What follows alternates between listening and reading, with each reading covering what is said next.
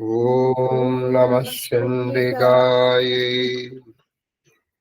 నారాయణం నమస్కృత్య నరం చైవ నరోత్తమం దేవీం సరస్వతీం వ్యాసం తతో జయముదీరయేత్.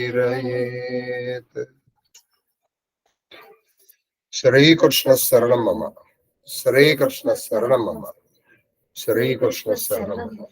మహాదేవ మహాదేవ మహా. శ్రీమదాంధ్ర మహాభారత ప్రవచన మహాయజ్ఞాంతర్భాగముగా 599వ రోజు, అంటే 600కి ఒక్క రోజు, 599వ రోజు ప్రవచనం.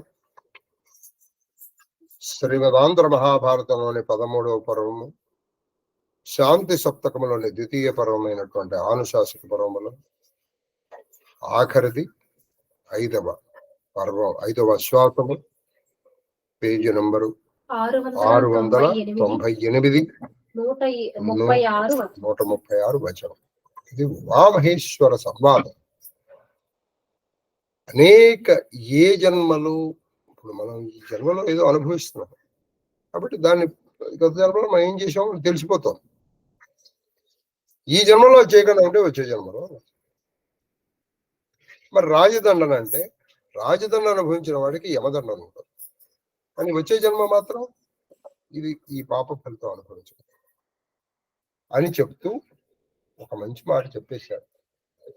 అదే సంస్కృతంలో ఉన్నటువంటి, ఎవ్వరికైనా ఎటువంటి వారికైనా చేసిన కర్మని అనుభవించక తప్పదు. వాడు ఎవరైనా సరే, దేవ అసుర ముని, అది ఎవరైనా సరే, వాళ్ళ పాపం కానీ పుణ్యం కానీ ఆ ఫలితం అనుభవించక తప్పదు అంతే అని చెప్పారు అని చెప్తున్నాడు. అందుకే ఇది పరమ ఇతిహాసం. నారదుడు శ్రీకృష్ణుడికి చెప్తున్నాడు. అందుకే ఆనుశాసక పర్వంలో ఇంచుమించు ఆఖరిగా చెప్పేశారు. ఈ ఆనుశాసక పర్వంలో 5వ ఆశ్వాసంలో ఇంచుమించు 444 పద్యాలు ఉన్నాయి. అందులో మనం 135 చెప్పుకున్నాం. ఇంకా ఇంచుమించుగా 300 అటుపై 84, 36 నుంచి తీసుకొస్తే ఇది 4, అది 4, 8, 40, ఇంచుమించు 344 పద్యాలు. వీటన్నిటిని మనం సాధ్యమైనంత వరకు చెప్పాలి. మహాదేవ్ మహాదేవ్ మహాదేవ్ వచనం అనిన విని మహాదేవుండు మహీధర తనయకిట్లని ఈయన విని ఇప్పుడు ఒక ప్రశ్న వేసింది ఇంతకు పూర్వం. ఇది 135 వచనం. ఏమిటా ప్రశ్న? చదువమ్మా. భవాని పురుష స్త్రీ విధములు అది అయ్యా 2 ఉన్నాయి కదా, పురుష స్త్రీ విధాలు. మరి ఇందులో జీవుడు పెట్టదు, అలా ఎలా ఉంటుందని అడిగారు. అంటే అప్పుడు ఆ మహీధరం అంటే కొండ, ఆ కొండల రాజు కూతురికి ఈయన, ఈ రాజు ఇలా, ఈ గిరీచుడు, ఆ కాశీ విశ్వనాథుడు. ప్రతిసారి కాశీ విశ్వనాథుడిని ఎందుకంటున్నా అంటే ఆయనేగా పరమశివుడు. కాశీని తలుచుకుంటే పుణ్యం అని, అంతకు మించి ఏమి లేదు. అది సంగతి. కాశీ కాశీ కాశీ అంటే చాలు. అహం కాశీ గమిష్యామి అనుకోవాలట రోజు. అంటే నేను కాశీ వెళ్తున్నాను అనుకోవాలి. అహం కాశీ గమిష్యామి, నేను కాశీ వెళ్తున్నాను అని నువ్వు అడుగులు వేయి. అది నువ్వు కాశీకి వెళ్ళే అడుగులుగా వేసేస్తారు. నువ్వు ఇంట్లో అడుగులు వేసినది. మహాదేవ్ తాత్వికములైన పురుష స్త్రీత్వంబులు లేవు. తాత్వికములకు పురుష స్త్రీత్వములు అంటే తాత్వికములు అంటే 5 భూతములు, 5 భూతములు, పంచభూతములు, పంచ తన్మాత్రలు, తర్వాత పంచ జ్ఞానేంద్రియములు, పంచ కర్మేంద్రియములు, ప్రకృతి మనోబుద్ధి అహంకారాలకి దీనికి స్త్రీ పురుష భేదం లేదు. కాబట్టి ఈ స్త్రీ పురుష భేదం దేనికి?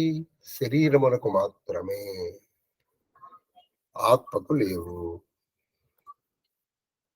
చాలా మందికి ఇదో పెద్ద డౌట్. ఈ పని పురుషుడు చేయొచ్చా, ఈ పని స్త్రీ చేయొచ్చా, ఇది స్త్రీ ముట్టుకోవచ్చా, ఈ లింగాన్ని స్త్రీ ముట్టుకోవచ్చా, ఆ దాన్ని పురుషుడు ముట్టుకోవచ్చా? ఓరి పిచ్చివాడ, స్త్రీ పురుష భేదములు శరీరమునకు మాత్రమే అని చెప్పేస్తున్నారు. తర్వాత కూడా మీకు డౌట్లు ఉన్నాయి, అనుభవించండి అంతే. ఎందుకంటే మనకి అసలు డౌట్లు కంటే పిచ్చి డౌట్లు ఎక్కువ.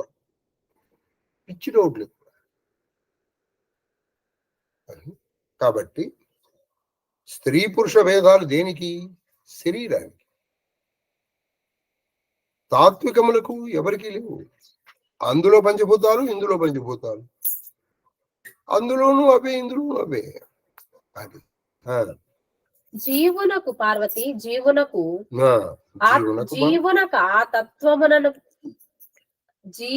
ఆ తత్వమునకు అహంకృతి కర్మిత్వమనసి, జీవునకు ఆ తత్వం అహంకృతి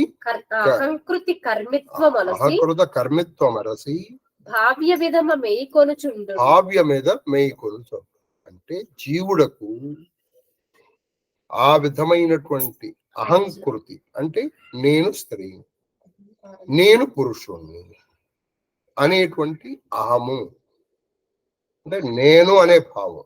మరి నేను అనేటువంటిది ఇది దేహానికి సంబంధించిన నేను. అప్పుడు ఈ భావాలు కలుగుతూ ఉంటాయి. నిజానికి అందుకే మీరు గజేంద్ర మోక్షం చాలా చక్కగా చదవాలి. గజేంద్రుడు ఎవరిని ప్రార్థించాడు? స్త్రీ పురుష నపుంసకమూర్తియునుగాక. నన్ను రక్షించేవాడు స్త్రీ కాదు, పురుషుడు కాదు, నపుంసకుడు కాదు. మరి ఆయన ఎవడు? ఎవరూ కానివాడు, అన్నీ అయినవాడు. అది తర్వాత అని మరియును ఆట వెలది కర్మములకు కర్తకాడు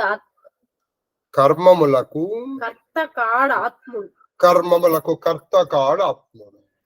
నీ ఆత్మ ఏదైతే ఉందో, నువ్వు చేసేటువంటి పనులకు ఆయన కర్త కాదు. అంటే he's not responsible for your deeds. ఎవరు? ఆత్మ. మరి ఈ యాతన పడేది ఎవరు? ఆత్మకి దానికి అసలు దానికి మరణము లేదు, పుట్టుక లేదు. మరి ఎవరు? జీవుడు. ఈ జీవుణ్ణి ఆత్మతో కలుపుతున్నాము. జీవుణ్ణి కలపడమే పెద్ద మాయ. జీవుణ్ణి ఆత్మతో కలపడమే ఒక పెద్ద మాయ. దాన్ని జీవాత్మ అంటున్నాము. నిజానికి జీవుడు వేరు, ఆత్మ వేరు. ఈ సుఖ దుఃఖాలు, లాభాలు, నష్టాలు, తర్వాత ఉద్వేగాలు, ఇవన్నీ జీవుడికి సంబంధించినవి. యాతనలు, సుఖములు అన్ని. ఆత్మకి ఇవేవి లేవు. దీనికి ఆయన కర్త కాదు, ఆయన సాక్షిభూతుడు మాత్రం. ఎలాగంటే ఒక వెలుగు ఉంది.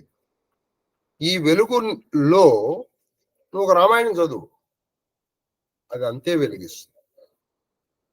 ఇదే వెలుగులో నువ్వు ఒక పరమ దౌర్భాగ్యమైన పని చేయి, అంతే వెలిగిస్తుంది. అరే వీడు దౌర్భాగ్యమైన పని చేస్తున్నాడు కదా అని చెప్పి ఆ సూర్యుడు తన వెలుగునేమి తగ్గించుకోడు, కాంతి తన వెలుగునేమి తగ్గించుకోదు. ఈయనేదో మంచి పని చేస్తున్నాడు కదా అని అది ఎక్కువ. కాబట్టి అది ఎప్పుడూ సాక్షీభూతముగా ఉంటుంది. దీని ఏమి అంటావు, దానికి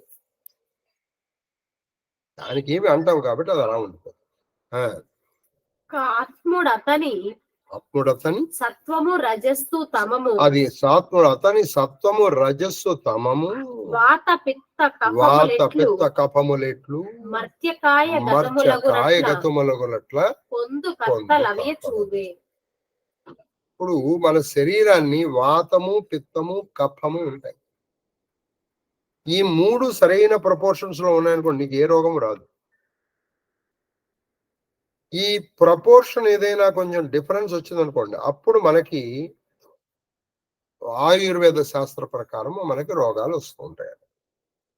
అలాగే శరీరానికి వాత, పిత్త, కఫములు ఎట్లాగో సత్వరజస్తమో గుణములు జీవుడికి అట్లా, ఆత్మ కాదు. ఇక్కడ ఆ జీవ ఆత్మ అని అనకూడదు. జీవుడిని ఆత్మని సెపరేట్ చేయాలి మనం. జీవుడికి సత్వరజస్తమో గుణాలు ఉంటాయి.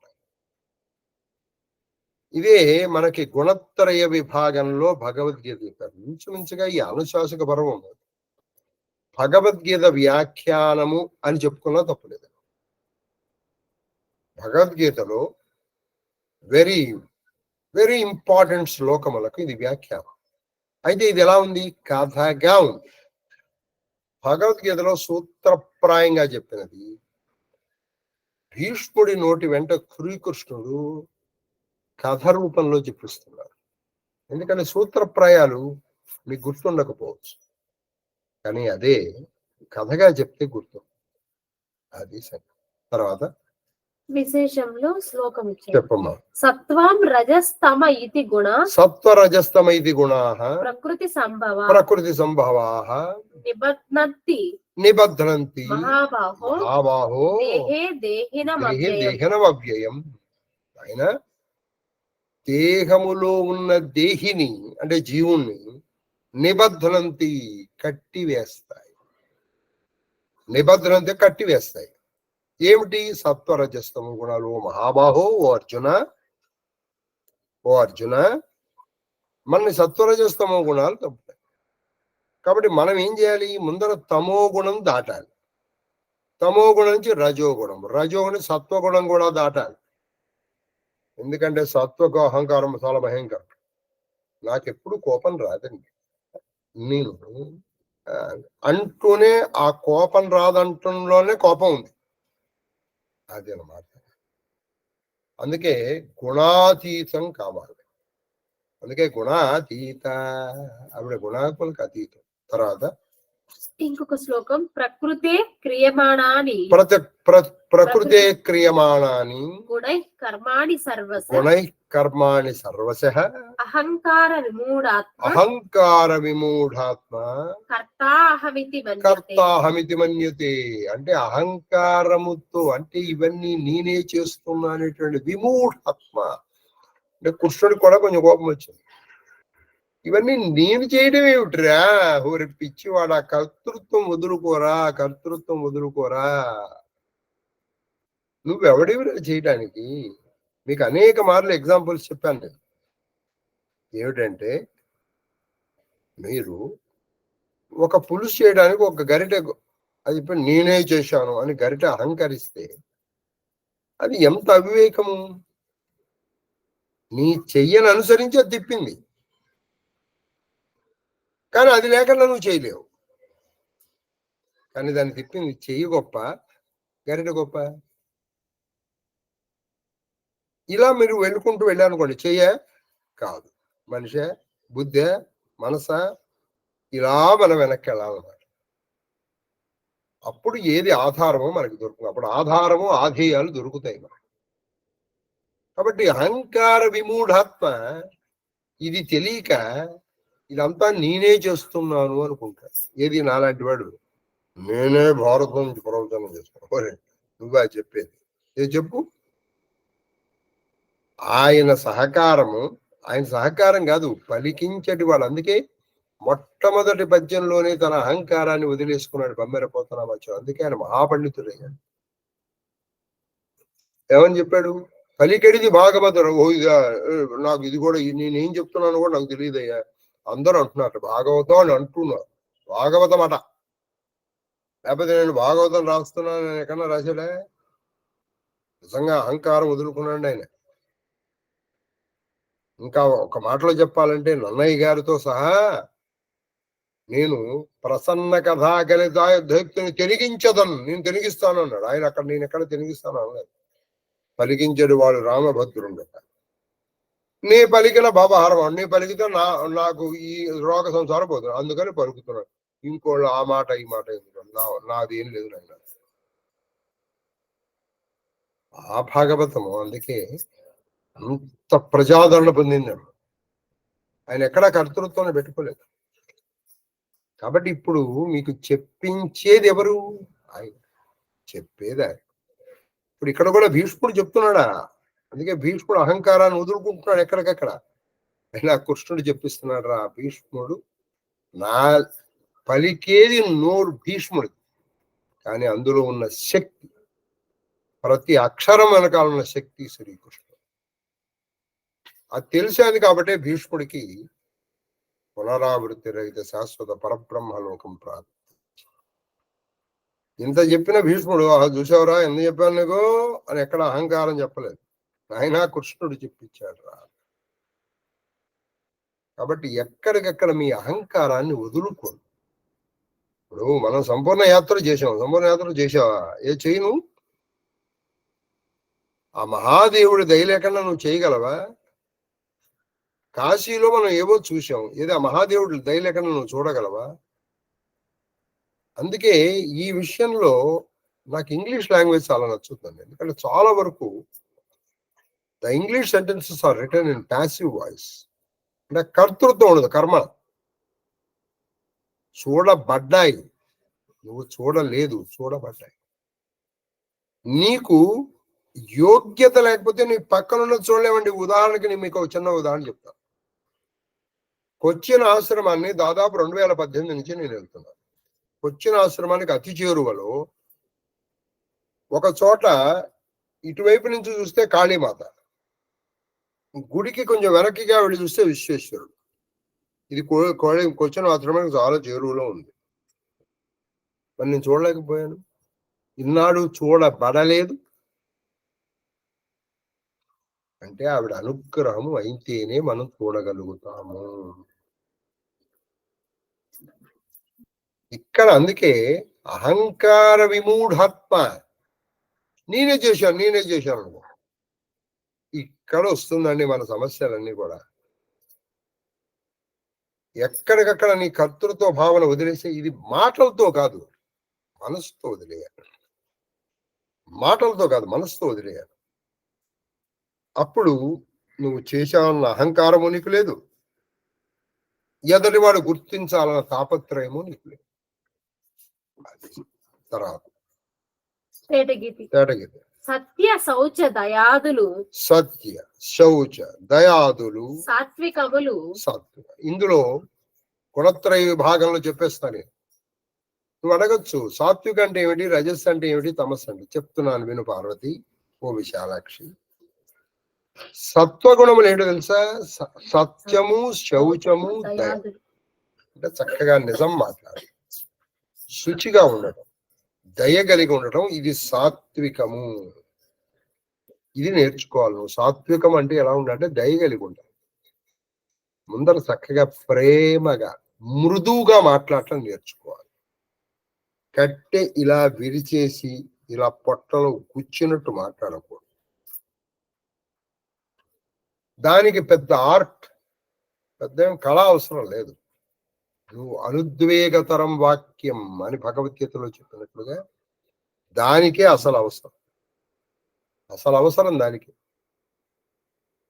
కాబట్టి ఇక్కడ వాళ్ళు ఏం చెప్తున్నారు? సత్యం ఉండాలి, శౌచం ఉండాలి, దయ కలిగి ఉండాలి. ఇది సత్వగుణం. ఇటువంటివి మొదలైనవి అంతే. రమణి, ఓ విశాలాక్షి. లోభ సంగాదులు రాజసం. లోభము అంటే ఇది నా దగ్గరే ఉండాలి, ఇది నాకే ఉండాలి. ఇక సంగాదులు అంటే వీడితో సంగమము అంటే కలిసి ఉండడం. ఒక్క సంసారం అన్ని కలిసి ఉండడం. వీడు కావాలనుకోవడం, వీడు కావాలి అని నువ్వు అనుకున్నావు అంటే ఇంకోటి అక్కర్లేదనే నీకు నీ ఉద్దేశం. ఇది కావాలి అని నువ్వు అనుకుంటే ఇంకోటి అక్కర్లేదనేగా. ఇది కావాలి అంటే దీని మీద నీకు ఇష్టం ఏర్పడింది, దాని మీద అయిష్టం ఏర్పడింది. ఇది రాజసం. తర్వాత రాజసంబులు అనృత హింసాపరత్వ, భయాలసత్వ, ధైర్యహాని, నిద్రాదులు, తామసములు. తామసములు ఎక్కువ చెప్పారు. ఏమేమిటయ్యా తామసాలంటే? ఒకటి అనృతము, అబద్ధాలు ఆడటము. హింసాపరత్వము అంటే ఎదటి వారిని హింసించు. అది శారీరకంగా కావచ్చు, మానసికంగా కావచ్చు, ప్రత్యక్షంగా కావచ్చు, పరోక్షంగా కావచ్చు. ప్రత్యక్షంగా పరోక్షంగా అయినా సరే నువ్వు అనుకోవచ్చు నేను నా ప్రిన్సిపల్ నాదండి, కానీ నువ్వు ఎదుటి వాళ్ళని హింసిస్తున్నావు. పెట్టుకోవాలి హింసాపరత్వము. తర్వాత భయము. నిజంగా సాత్విక ఉన్నవాడికి వాడికి భయం ఉండదు, దేనికో భయపడతాడు. ఏమిటండి భయం చెప్పండి? ఏం జరుగుతుంది చెప్పండి? ఏమీ జరగదు. ఏదైనప్పటికీ అది ఆయన ఇచ్చే కదా భయము. తర్వాత అలసత్వం అంటే సోమరి, బద్ధకంగా ఉందండి, రేపు చేస్తారు, ఎల్లుండి చేస్తారు, అదనమాట అలసత్వం. ఇకపోతే దీని అన్నిటికంటే పెద్ద నిద్ర. వాడికి ఎప్పుడు నిద్ర. ఇలా మాల తీసుకుంటాడో లేదో అలా చక్కగా నిద్ర వచ్చేస్తుంది. ఏదో పుస్తకం చదవడం ప్రారంభిస్తే చక్కగా నిద్ర వచ్చేస్తుంది. అప్పటి వరకు పిచ్చి కబుర్లు చెప్పుకోమంటే రాత్రి 12, 1 గంట, 2 జాగరణాలు చేసి కూడా చేస్తారు. ఇంకొన్ని రోజులైతే కొన్ని ఆటల్లో వాళ్ళు జాగరణలు. ఇదే అయినా కొంతసేపు శివనామం చెప్పరా అనేటప్పటికి అని నిద్ర వచ్చేస్తుంది. చక్కగా ఏదైనా పుస్తకం చదవమంటే నిద్ర వచ్చేస్తుంది. ఇవన్నీ తామస పురుగులు, తామస గుణంలో ఉంటాయి. అందుకే మీకు చాలా సార్లు భాగవతంలోనూ చెప్పాను, చాలా రిపీటెడ్ గా చెప్తాను. భయము భక్తి, దే ఆర్ యాంటీథెటికల్. నీకు భక్తి ఉంది అంటే భయం ఉండకూడదు. నీకు భయం ఉంది అనుకో, నీకు భక్తి లేదనేది అన్నారు. నీకు భయం ఉంది, నీకు భక్తి లేదు. భక్తి కలిగింది, నీకు భయం ఉండదు. కానీ నేను అలా రక్షిస్తాను, నన్ను దేవుడు రక్షిస్తాడు, అయిపోయింది. ఏమిటోనండి అయిపోయింది. నీకు వాడి అది భక్తే కాదు, అది ఇది ప్రహ్లాదుడు.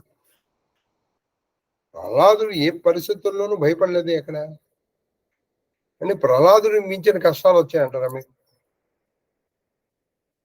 అదే కష్టం మనకు వచ్చింది. ఎవరో ఒకడు అరే వీడిని దోసేయంటా అన్నాడు, వెంటనే అయ్యో వాడిని దోసేయమన్నాడు. ఆయన వస్తాడు, తోసేదేవాడు, తోయబడేదేవాడు. అయిపోయింది. ఆయన మళ్ళీ ఎవరిని నిందించలేదు, గుర్తుంచుకోండి, బాగా గుర్తుపెట్టుకోండి. తండ్రిని కానీ ఇంకోళ్ళని కానీ నిందించలేదు. అది తర్వాత ధైర్యహాని చాలా ముఖ్యం. ఎప్పుడు ధైర్యం కోల్పోవటం కూడా తామసమే. ఈ ధైర్యం కోల్పోవడం కూడా తామస గుణములు వాళ్ళవి. కాబట్టి దీనికి కరెక్ట్ గా ఆపోజిట్ తత్వాలు మళ్ళీ ఏమిటి? జాగరూక కలిగి ఉండడం, అందుకే జాగరణ చేయడం, ధైర్యంగా ఉండడం, భయం లేకుండా ఉండటము, ఇవన్నీ కూడా సాత్వికమైనటువంటి. తర్వాత ఇవి నానాముఖముల పురుషు వికారము పొందజేయుచు పరగున్ హైమవతి కావున సర్వంబు వినుము గుణకృత్యమిట్టి కాబట్టి ఇవన్నీ ఏం చేస్తాయి? సాత్విక రజస్తమో గుణములు పురుషుడికి అనేక వికారాలకు లోను చేస్తాయి. లోను చేసి ఆ పురుషుడిని ఆడిస్తూ ఉంటాయి. కాబట్టి ఇవన్నీ ఆడించేవి గుణాలు. ఎప్పుడుకైనా స్త్రీ అయినా ఈ గుణాలన్నీ అలాగే ఉంటాయి, నానా వికారాలు. కాబట్టి నువ్వు ప్రయత్నపూర్వకముగా తామస గుణాలని వదిలి, రాజస గుణాలని కూడా వదిలి, సాత్విక గుణాలని అలవబరుచుకుని నెమ్మదిగా సాత్విక గుణాలని కూడా దాటి బయటకు వచ్చారు. దాన్ని శుద్ధ సాత్వికము. శుద్ధ సాత్వికం వచ్చేటప్పటికి నీకు ఏమీ ఉండదు. తర్వాత తన్వి సాత్విక రాజస తామసాత్మకులైన వారల పుణ్యలోకానుభవము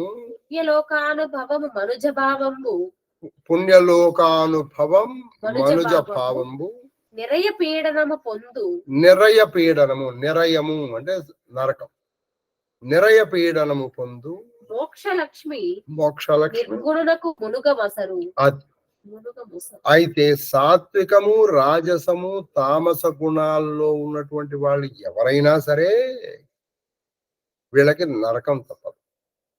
అదేంటండి సాత్వికంలో అంటే వీళ్ళకి కొంతవరకు, కానీ నిర్గుణుడికి మాత్రం మోక్ష లక్ష్మి మునుగ మసురు అంటే వాడికి అది ఆటపట్టు. ఇప్పుడు నువ్వు సాత్వికం ఉందనుకోండి, సాత్వికంలో కూడా అహంకారానికి గురైపోతాడు వాడు. సాత్విక అహంకారం అంటారు, చాలా భయంకరం. ఇప్పుడు మీరు ఆ వచ్చే పర్వాల్లో చూస్తారు, ధర్మరాజుకి సాత్విక అహంకారం వస్తుంది. అంటే ఇప్పుడు ఉదాహరణకి మీకు చిన్నగా చెప్తాను. ఇప్పుడు ఎవరిదో ఎందుకు మనదే చెప్పుకుందాం అండి, దశమహావిద్యలు సప్తసిద్ధితో కలిపి చేసింది మనం తప్ప ఎవరన్నా ఉన్నారంటారా? అయిపోయింది, పెద్ద అహంకారం వచ్చేసింది. అంటే ఇంకోడు ఎవడు లేడు అని వాళ్ళ ఆన్సర్ చెప్పాలని నువ్వు అనుకుంటున్నావు. నువ్వు ఈ చాలా మంది ప్రశ్నలోనే మనం ఏ ఆన్సర్ చెప్పాలో ఉంటుందండి. మనకు కొంచెం జాగ్రత్తగా వాళ్ళ ప్రశ్నలు గమనిస్తే అండి, సంపూర్ణ యాత్ర మీరు నాతో వచ్చారు కాబట్టి ఇన్ని చూడగలిగారండి. మరి లేకపోతే మీరు ఎన్నిసార్లు వచ్చి కాశీ చూశారా ఇవన్నీ?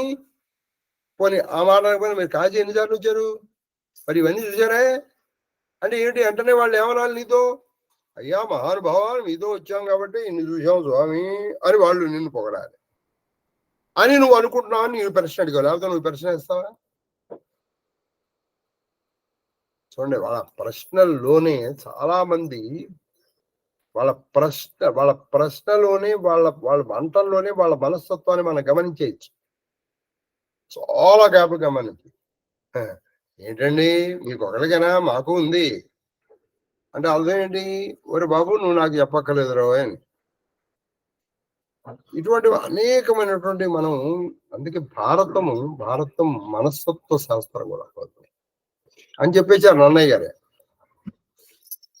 కాబట్టి ఈ సాత్విక అహంకారం వల్ల నిరయము అంటే తప్పదు.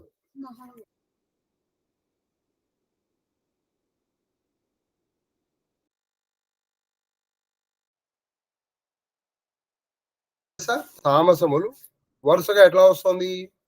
ఫస్ట్ సాత్విక గణములు పుణ్యలోకానుభవం, రాజస మనుజ భావం, తామసము నిరయం. ఇక్కడ ఎలా వస్తుందంటే సాత్విక గుణాలు పుణ్యలోకాలు, కానీ వాడు మళ్ళీ వెనక్కి వచ్చేస్తాడు. రాజసాలకు వచ్చేసేటప్పటికి ఏం జరుగుతుంది? వీడు మళ్ళీ మనిషి అయిపోతాడు. తామస గుణాలు వచ్చేటప్పటికి నరకం, కానీ నిర్గుణ పరబ్రహ్మ మాత్రం. అది తర్వాత విశేషంలో ఈ అర్థాన్ని భగవద్గీత ఇది భగవద్గీత ఏం చెప్పిందంటే ఊర్ధ్వం గచ్చంతి, అదే చెప్పారు, ఊర్ధ్వం గచ్చంతి సత్వ అంటే సత్వగుణం వాళ్ళు ఊర్ధ్వలోకాలకు వెళ్ళిపోతారు. మధ్యే తిష్టంతి రాజసాహ అంటే రాజస గుణం వాళ్ళు మధ్యలో ఉండిపోతారు, అంటే మనుష్య లోకంలో ఉండిపోతారు. జగన్య గుణ వృత్తిస్తా అదో గచ్చంతి తామస. అంటే మిగతా అధోగచ్చంతి అంటే నరకానికి వెళ్ళిపోతారు. ఎవరు? తామస గుణాల్లో. నాణ్యం గుణేభ్య కర్తారం యథా ద్రష్టానుపశ్యతి గుణేభ్యశ్చ పరం వేత్తి మద్భావం సోధిగచ్చతి. అంటే నా భావంతో ఉండేటువంటి నిర్గుణ పరబ్రహ్మ మాత్రం వాడు ఎక్కడికి వెళ్ళదు, డైరెక్ట్ గా నా దగ్గరికే వస్తాడు. కాబట్టి ఇప్పుడు మీరు ఎక్కడికి వెళ్ళాలి? ముందర అసలు తామస రాజసాలను తామసాలను వదిలిపెట్టాలి, అంటే కనీసం నరకం పోతుంది. తర్వాత రాజసం వదిలిపెట్టండి, మనిషి పోతుంది, పుణ్యలోకాలు వస్తాయి. సత్వగుణాలను కూడా వదిలిపెట్టి నిర్గుణ పరబ్రహ్మానికి వెళ్ళిపోయి తర్వాత అని వెండియు ఎట్టివి కర్మంబులట్టివా ఎట్టివి కర్మంబులట్టివ నరుల శుభాశుభ సంప్రాప్తులు ఆయన ఎటి కర్మలైనా వాళ్ళని నరులకు శుభ అశుభములు. నువ్వు మంచి పని శుభము, చెడ్డ పని అశుభం, అది తప్పదు. శుభాశుభము అట్టివ సంప్రాప్తులు అట్లు కాక పరవిప్రియమున పరవిప్రియమున పరవిప్రియమున పరవిప్రియమున మేల్ వడయుటయును కలుగు పరవిప్రయమున మేల్ వడయుటయును కలుగు అంటే పరవిప్రయమున అంటే ఇతరులకి అనిష్టమైనటువంటి అంటే ఇతరులకి ఇష్టం ఈ పరవప్రియమున పరవిప్రయమున పరవీన పరవన పరవిప్రియమున అంటే ఇతరులకు అప్రియమైనటువంటిది అంటే ఇష్టం కానటువంటిది చేయటం వల్ల మేల్ వడయుటయును కలుగు అంటే నీకు మేల్ వడయుటను కలుగు పతి భృత్యతతి బటు భత్సనముల వజ్జ శిష్యుల అయితే కొన్ని ఉన్నాయి. ఇప్పుడు కొన్ని వ్యతిరేకంగా కూడా జరగచ్చు. ఎదటి వాడికి నువ్వు ఏ పనైనా చేయవయ్యా, మంచి చేస్తే నీకు మంచి వస్తుంది, చెడు చేస్తే చెడు వస్తుంది. కానీ కొన్ని చోట్ల మాత్రము నువ్వు అప్రియము చేసిన అంటే వాడికి ఇష్టం లేనిది చేసినా నీకు మేలు వస్తుంది. నువ్వు వాడిని బాధ కలిగించినా నీకు మేలు వస్తుంది. అది ఎలాగా వస్తుంది? కొన్ని ఎక్సెప్షన్స్ ఉన్నాయి. ఏమిటయ్యా అంటే అవి పతి భృత్యతతి. ఇప్పుడు ఒక ఆఫీసర్ ఉన్నాడు, వాడు సబార్డినేట్స్ ని పట్టు భత్సనబల అంటే వాడు నెమ్మదిగా బతిమాలాడు అనుకోండి, వాడు చేయరు, పని చేయరు. Has to command. అవసరమైతే ఒక్కొక్కసారి డిసిప్లినరీ యాక్షన్ తీసుకోవాల్సి ఉంటుంది. వాడిని డిస్మిస్ చేయొచ్చు, లేదా అవసరమైతే సస్పెండ్ కూడా చేయాలి, తీసేయాలి. అప్పుడు కానీ మిగతా వాళ్ళు పని చేయరు. పాపం వీడిని తీసేస్తే వీడి పొట్టగొట్టినట్టు అవుతుందిరా అని వాడు ఏ తప్పు చేసినా వీడు క్షమిస్తూ వెళ్ళాడు అనుకోండి, మొత్తం వ్యవస్థ నాశనం అయిపోయింది.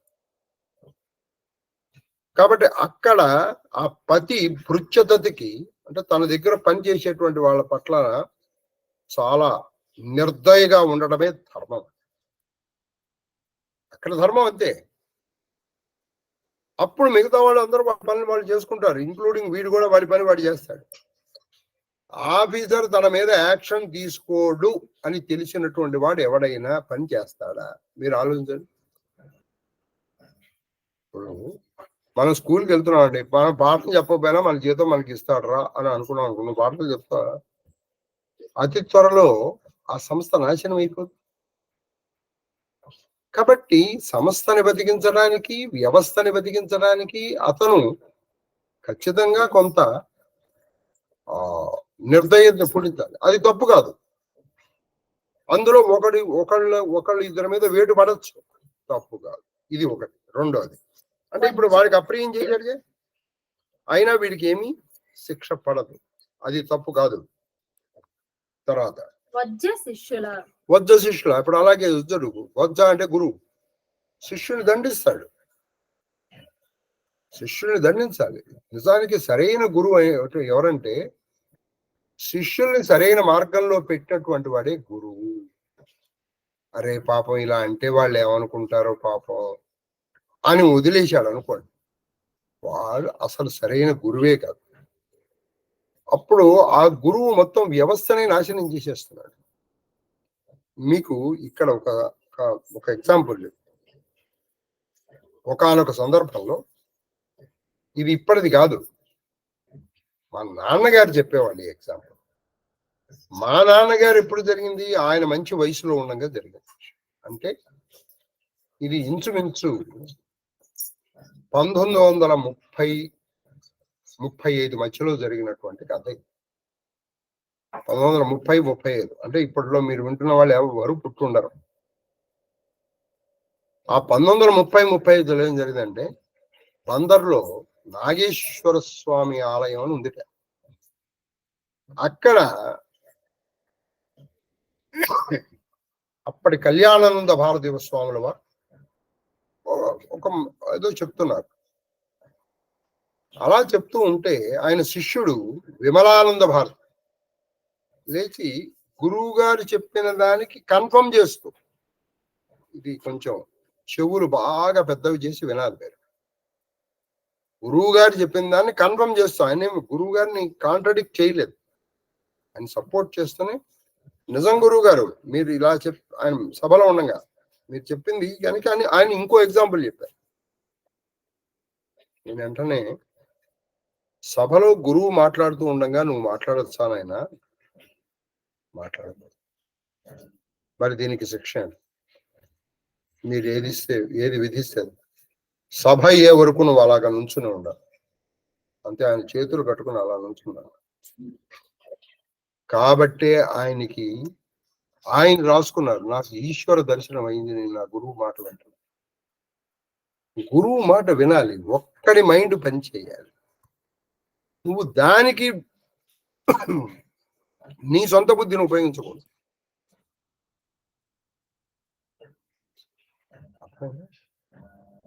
అప్పుడు మరి గురువు ఇలా శిక్షిస్తున్నాడు కదండి, ఆయనకేమి రాదు. ఎందుకని? ఆయన ఈ శిష్యుని బాగు చేయాలి, వ్యవస్థని బాగు చేయాలి.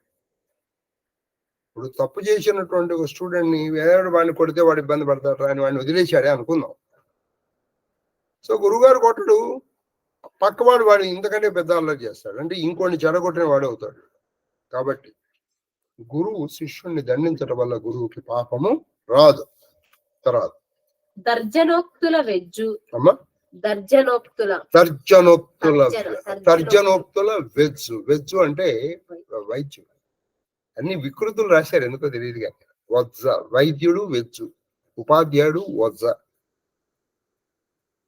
తర్జనోక్తుల అంటే భేదం. ఒరే నువ్వు కనుక ఈ మందు తీసుకొస్తే చస్తావు.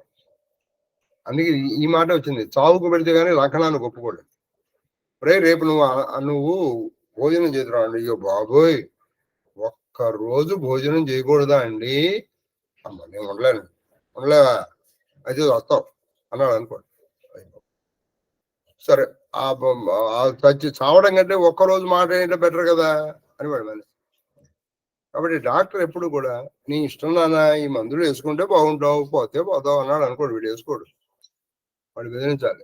నువ్వు ఈ చేసావు అనుకో, నీ ఎముక అతుక్కోదు, అంతే, నువ్వు నీ బతికింతే, ఇలా కుంటుకుంటూ ఉండాల్సింది. నువ్వు ఇలా ఉన్నావు అనుకో. అలా చెప్పేటప్పటికీ భయంతో మనం వేస్తాడు. చాలా మంది అండి మనలో భక్తి కంటే భయానికి లొంగుతాం. మనం భక్తి కంటే భయానికి లొంగుతాం. మీరు అదోండి, మనం ఇచ్చేటప్పుడు హరనమ పార్వతీపదే హర హర మహాదేవ అని గట్టిగా అనాలి. అనకపోతే చెవిటి అడిగిపోతావరా అన్నాం అనుకోండి, వెంటనే వాడు గట్టిగా ఇప్పుడు ఆయన గట్టిగా అనంటరా అన్నాం అనుకోండి, ఉండదు. బెదిరింపులకు కానీ మనం లొంగం. రోగార్తుల నానావిధ ఔషధముల అలమట పొందింతు. అలాగే రోగముతో బాధపడేటువంటి వాడు అనేకమైనటువంటి చేదు, తర్వాత వగరు, తర్వాత ఒక రుచి లేని మంట పుట్టించేటువంటి మందులతో బాధ పెట్టట్లా.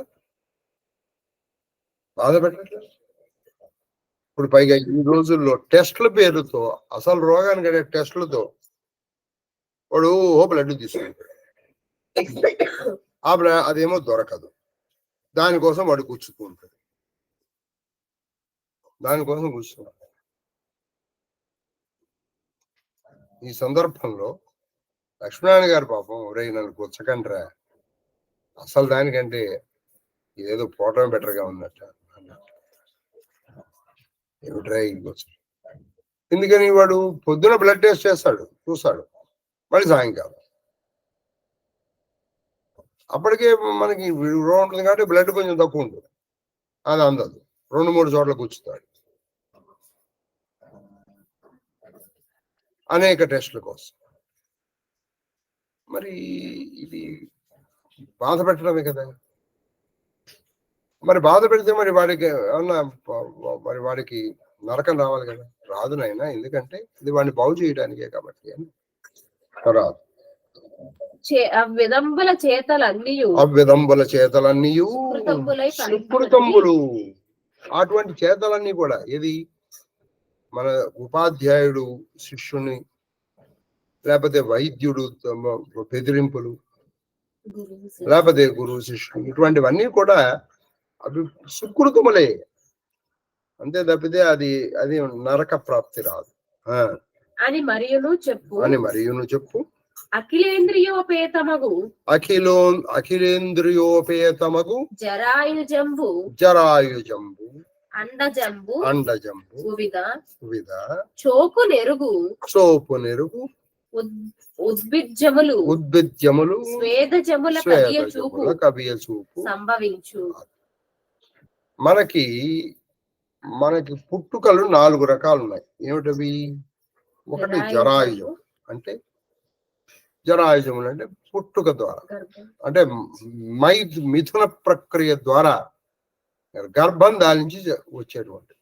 రెండోది అండజములు, అంటే గుడ్డుగా పుట్టి గుడ్డు తర్వాత పెళ్ళయ్యే పక్షులు. 3 ఉద్భిజ్యములు, అంటే భూమిలో నాటిన తర్వాత భూమిని చీల్చుకుని వచ్చేది వృక్షాలు. అటువంటి తర్వాత స్వేదజములు, అంటే చెమటలోంచి పుట్టేటువంటివి, లైక్ బ్యాక్టీరియా అనుకోండి, దోమలు, ఇటువంటివన్నీ. ఇవన్నీ ఉద్భిద్యములు, చెమటలోంచి పుట్టేటువంటి. ఇవన్నీ కూడా ఎందుకు చెప్తానంటే, మళ్ళీ చెప్పమ్మా. అఖిలేంద్రియోపేతమగు అంటే అన్ని ఇంద్రియములు కలిసినటువంటి జరాయుజము. అంటే ఈ అండజములకి జరాయుజములకి అన్ని ఇంద్రియములు ఉంటాయి. తర్వాత చోపు నెరుగు ఉద్భిజ్యములు, చోపు స్పర్శ జ్ఞానం కలిగి చోపు నెరుగు ఏమిటవి? ఉద్భిజ్యములు, చోపు నెరుగు ఉద్భిద్యములు స్వేదజముల కదియు చూపు సంభవించు.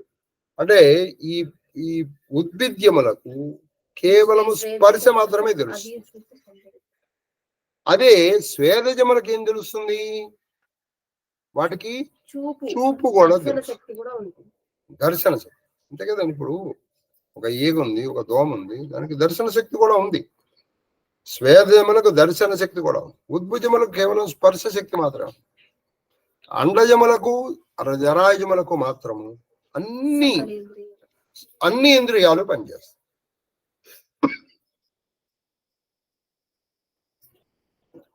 అని చెప్పారు. తర్వాత ఖండపద్యం. నరుడు జరాయుజములలో తరుణి వినుముత్తముడు. జరాయుజములు అంటే గర్భము దాల్చి పుట్టేటువంటి అన్నిట్లో కల్లా ఉత్తముడు ఎవరంటే నరుడు. అందుకే జంతువునాం నరజన్మ దుర్లభం, ఇది ఉత్తముడు అన్నమాట. అటువంటి ఉత్తమమైనటువంటి జన్మ వచ్చి నువ్వు జంతువులాగా ప్రవర్తిస్తున్నావు అంటే ఒక పశువులాగా ప్రవర్తిస్తున్నావు అంటే చేయగలిగి. తర్వాత శృతము లేకున్నన్ సరి నతడు పశువు. శృతము లేకున్నన్ సరి నతడు పశువు అంటే శృతం అంటే పెద్దల వలన అది చూడండి. శృతము అంటే పెద్దల వల్ల ధర్మాధర్మములు తెలుసుకునేటువంటి నరుడు వాడు పశువు. విన్నారా ప్రవచనం? ఎందుకు వినాలో ఈ ఒక్క మాట సాటి చెప్పండి. పెద్దల వల్ల మన ఇంటి గురించి కూడా మన పెద్దల గురించి తెలుసుకోవాలి. మన ఇండ్ల గురించి కూడా మన పెద్దల గురించి అదే మీకు ఎన్నోసార్లు చెప్పాను. పాండురంగారావు గారు చెప్పారు, వాళ్ళ పిల్లలకి the one who does not talk about either Mahabharata or Ramayana or at least about their family is a traitor. నువ్వు దేశత్రుడు. నువ్వు మీ పిల్లలతో మాట్లాడాల్సిన విభి. నువ్వు అటువంటి శృతము లేకుండా అంటే పెద్దల వల్ల వినికిడి లేకుండా అంటే వినలేదు, అప్పుడు అటువంటి మనిషి పశువుతో సమా. అందుకు ప్రవచనం విని తీరా. వరిష్టమగునట్టి వినికి వలయు వరిష్టమగునట్టి వినికి వలయు కావున వరిష్టమగునట్టి వరి- వినికి వలయు నరులకు కావున అందుకని వరిష్టము అంటే శ్రేష్టమైనటువంటి వినికి వలయు వినికి మాటలు వినాలి. వినమన్నాను కదా అని చెప్పి ఇష్టం వచ్చిన మాటలు వినమన్న కాదు, వరిష్టం అన్నారు. అందుకే శ్రేష్టమైన మాటలు వినాలి, విని తీరాలి నరుడు అని ఈశ్వరుడు, ఆ విశ్వనాథుడు చెప్పాడండి అన్నపూర్ణ. మీరు నమ్మకపోతే మీ ఇష్టం. పెద్దల వల్ల మనం తెలుసుకోవాలి. అందుకే మీరు ఏం చేసినా పెద్దలు నిర్ణయించిన ముహూర్తము. ఆ పెద్దలు అంటంలో ఉన్నాయి. తర్వాత ఇరుతెరగు విను ఇరుతెరగు విను తమము శార్వరమును ఇరుతెరగు విను తమము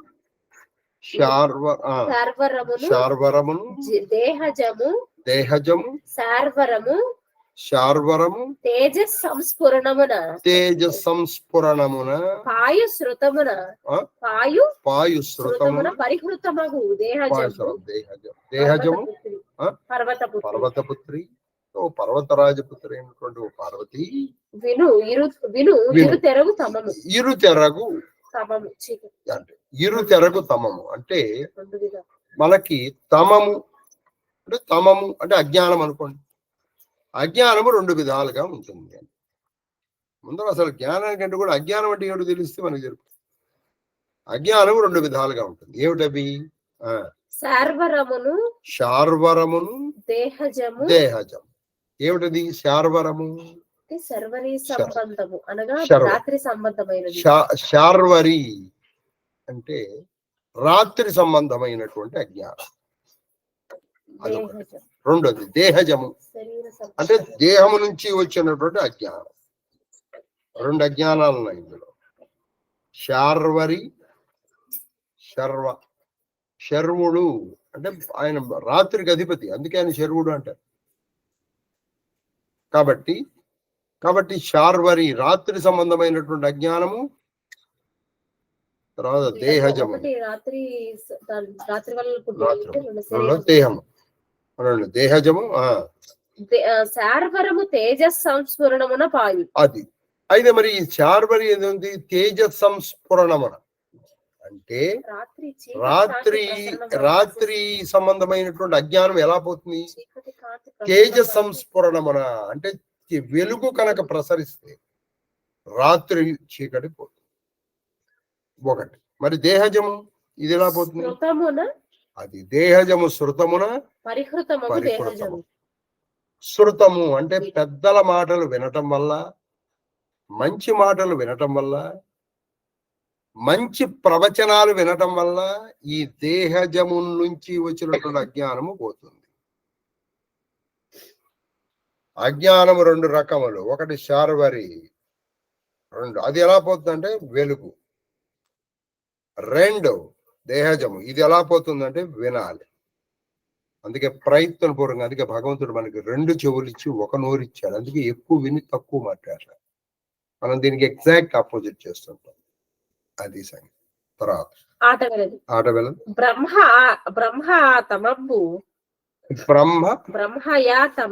బ్రహ్మయాతమంబు పాపుటకై తపోవ్యాప్తి బడసే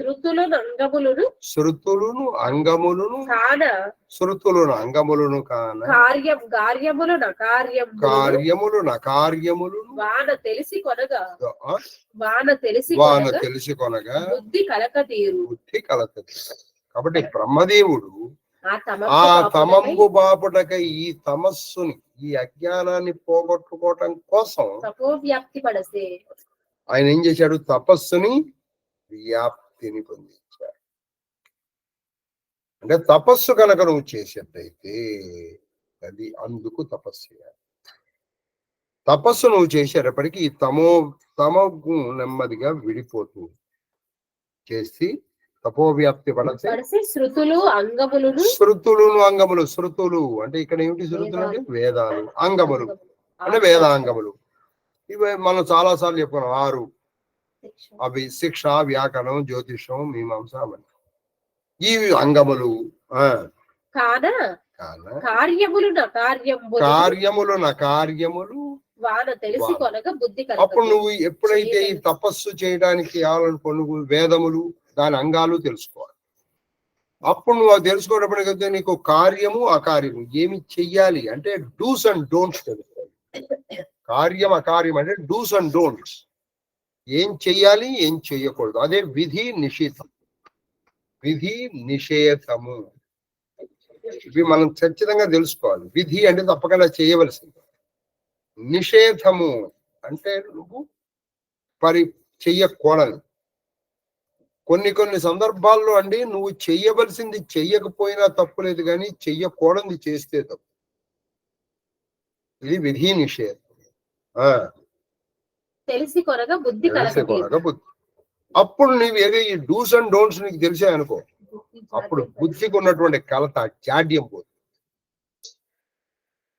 ముందర నువ్వు తపస్సు చెయ్యి. తపస్సు చేయాలంటే వేదములు అంగములు తెలుసు. అంగములు అవి తెలుసుకున్నప్పుడు నీకు ఏం చెయ్యాలి ఏం చేయకూడదో తెలుస్తుంది.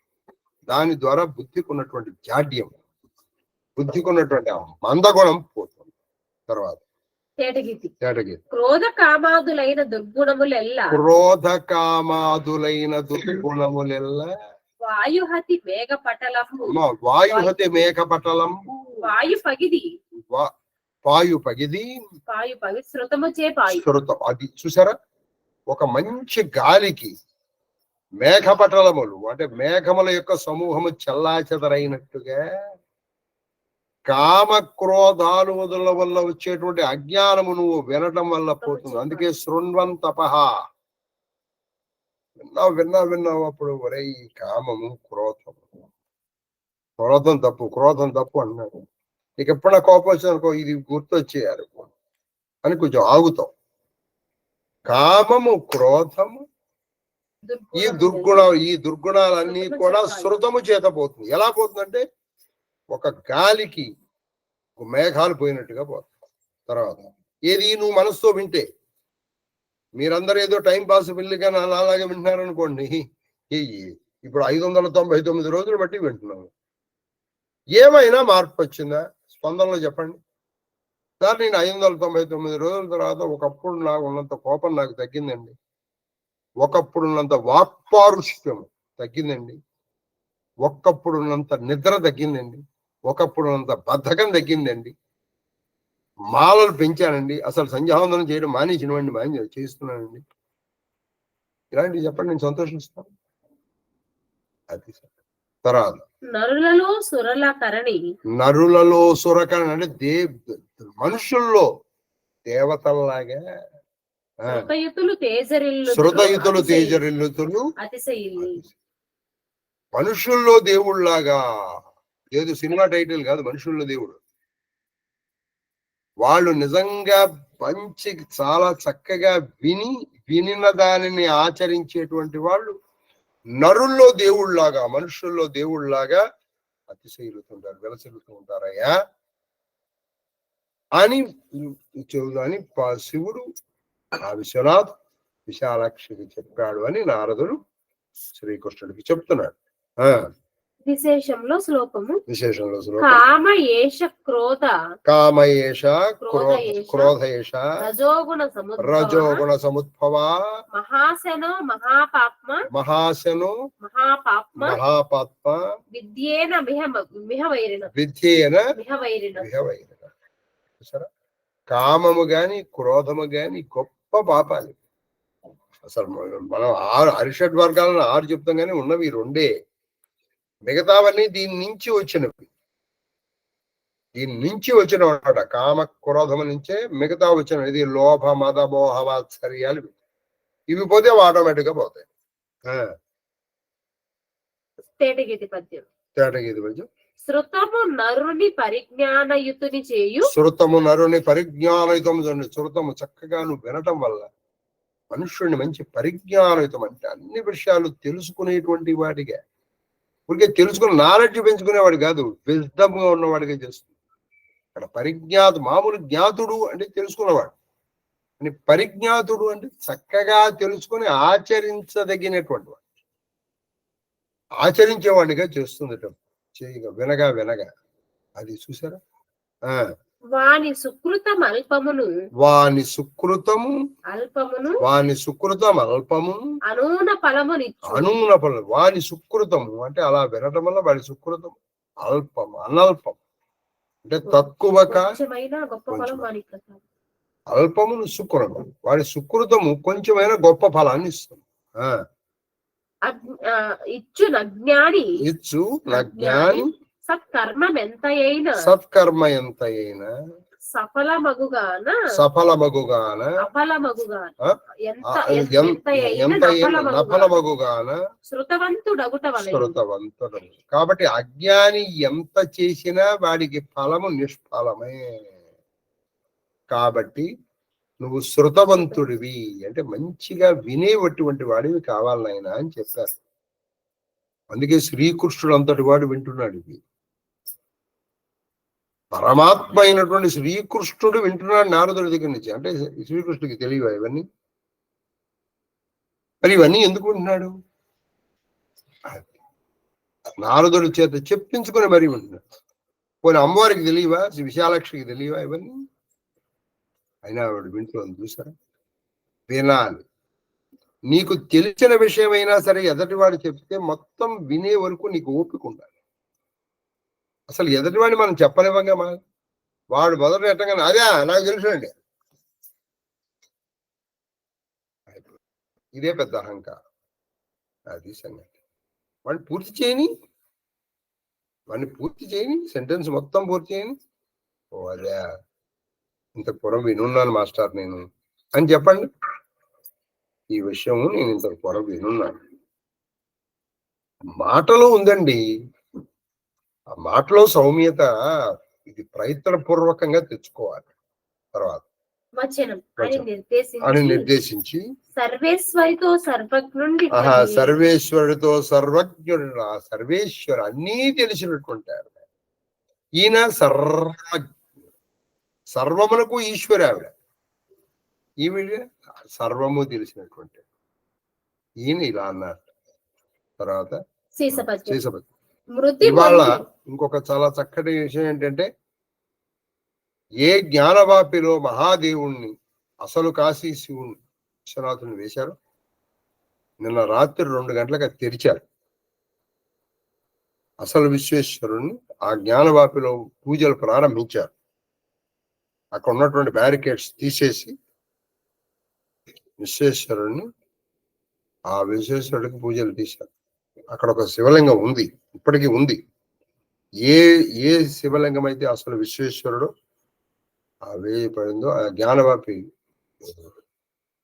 బావిలో వేసేశారు. అక్కడికి అది ఇవ్వడం జరిగింది. అది మహాదేవ్. మృతి పొంది వేగ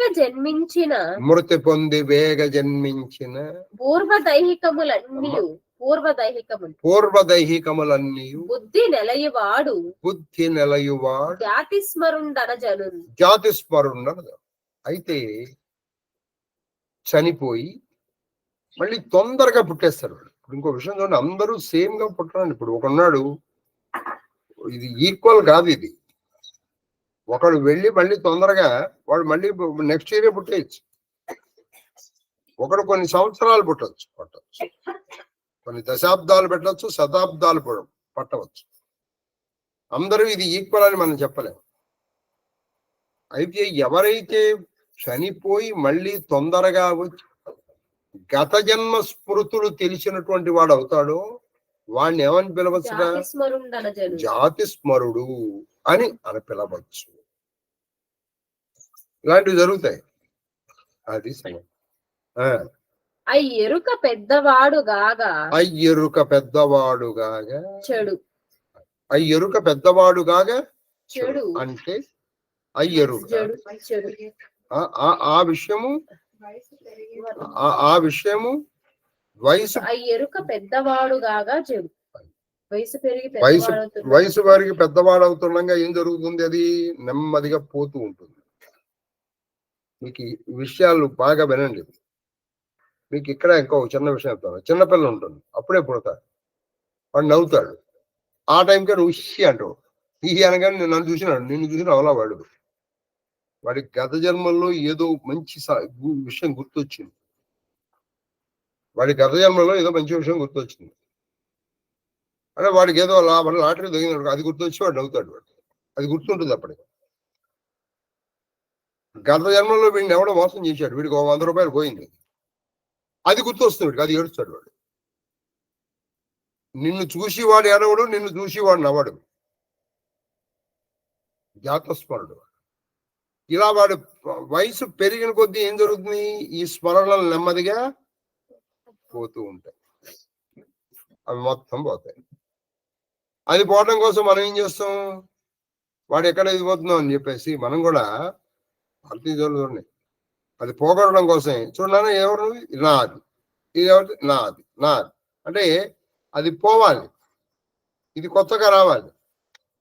నాది అమ్మ ఎవరిది, నీది, నీది, నాది, ఇలా నాది నాది అనిపిస్తుంది. ఓ ఇది అప్పుడు ఆ స్మరణ పోయి కొత్తగా వస్తుంది. నిజంగా మనం ఏం కంటిన్యూ చేయాలి కానీ అది కంటిన్యూ అవుతుంది వాడికి. అప్పుడు వాడికి ఎవడో తెలుస్తుంది, వాడు గత జన్మలో వాడు ఏ లక్షాధికారో లేదా భిక్షాధికారో మనకు అర్థం.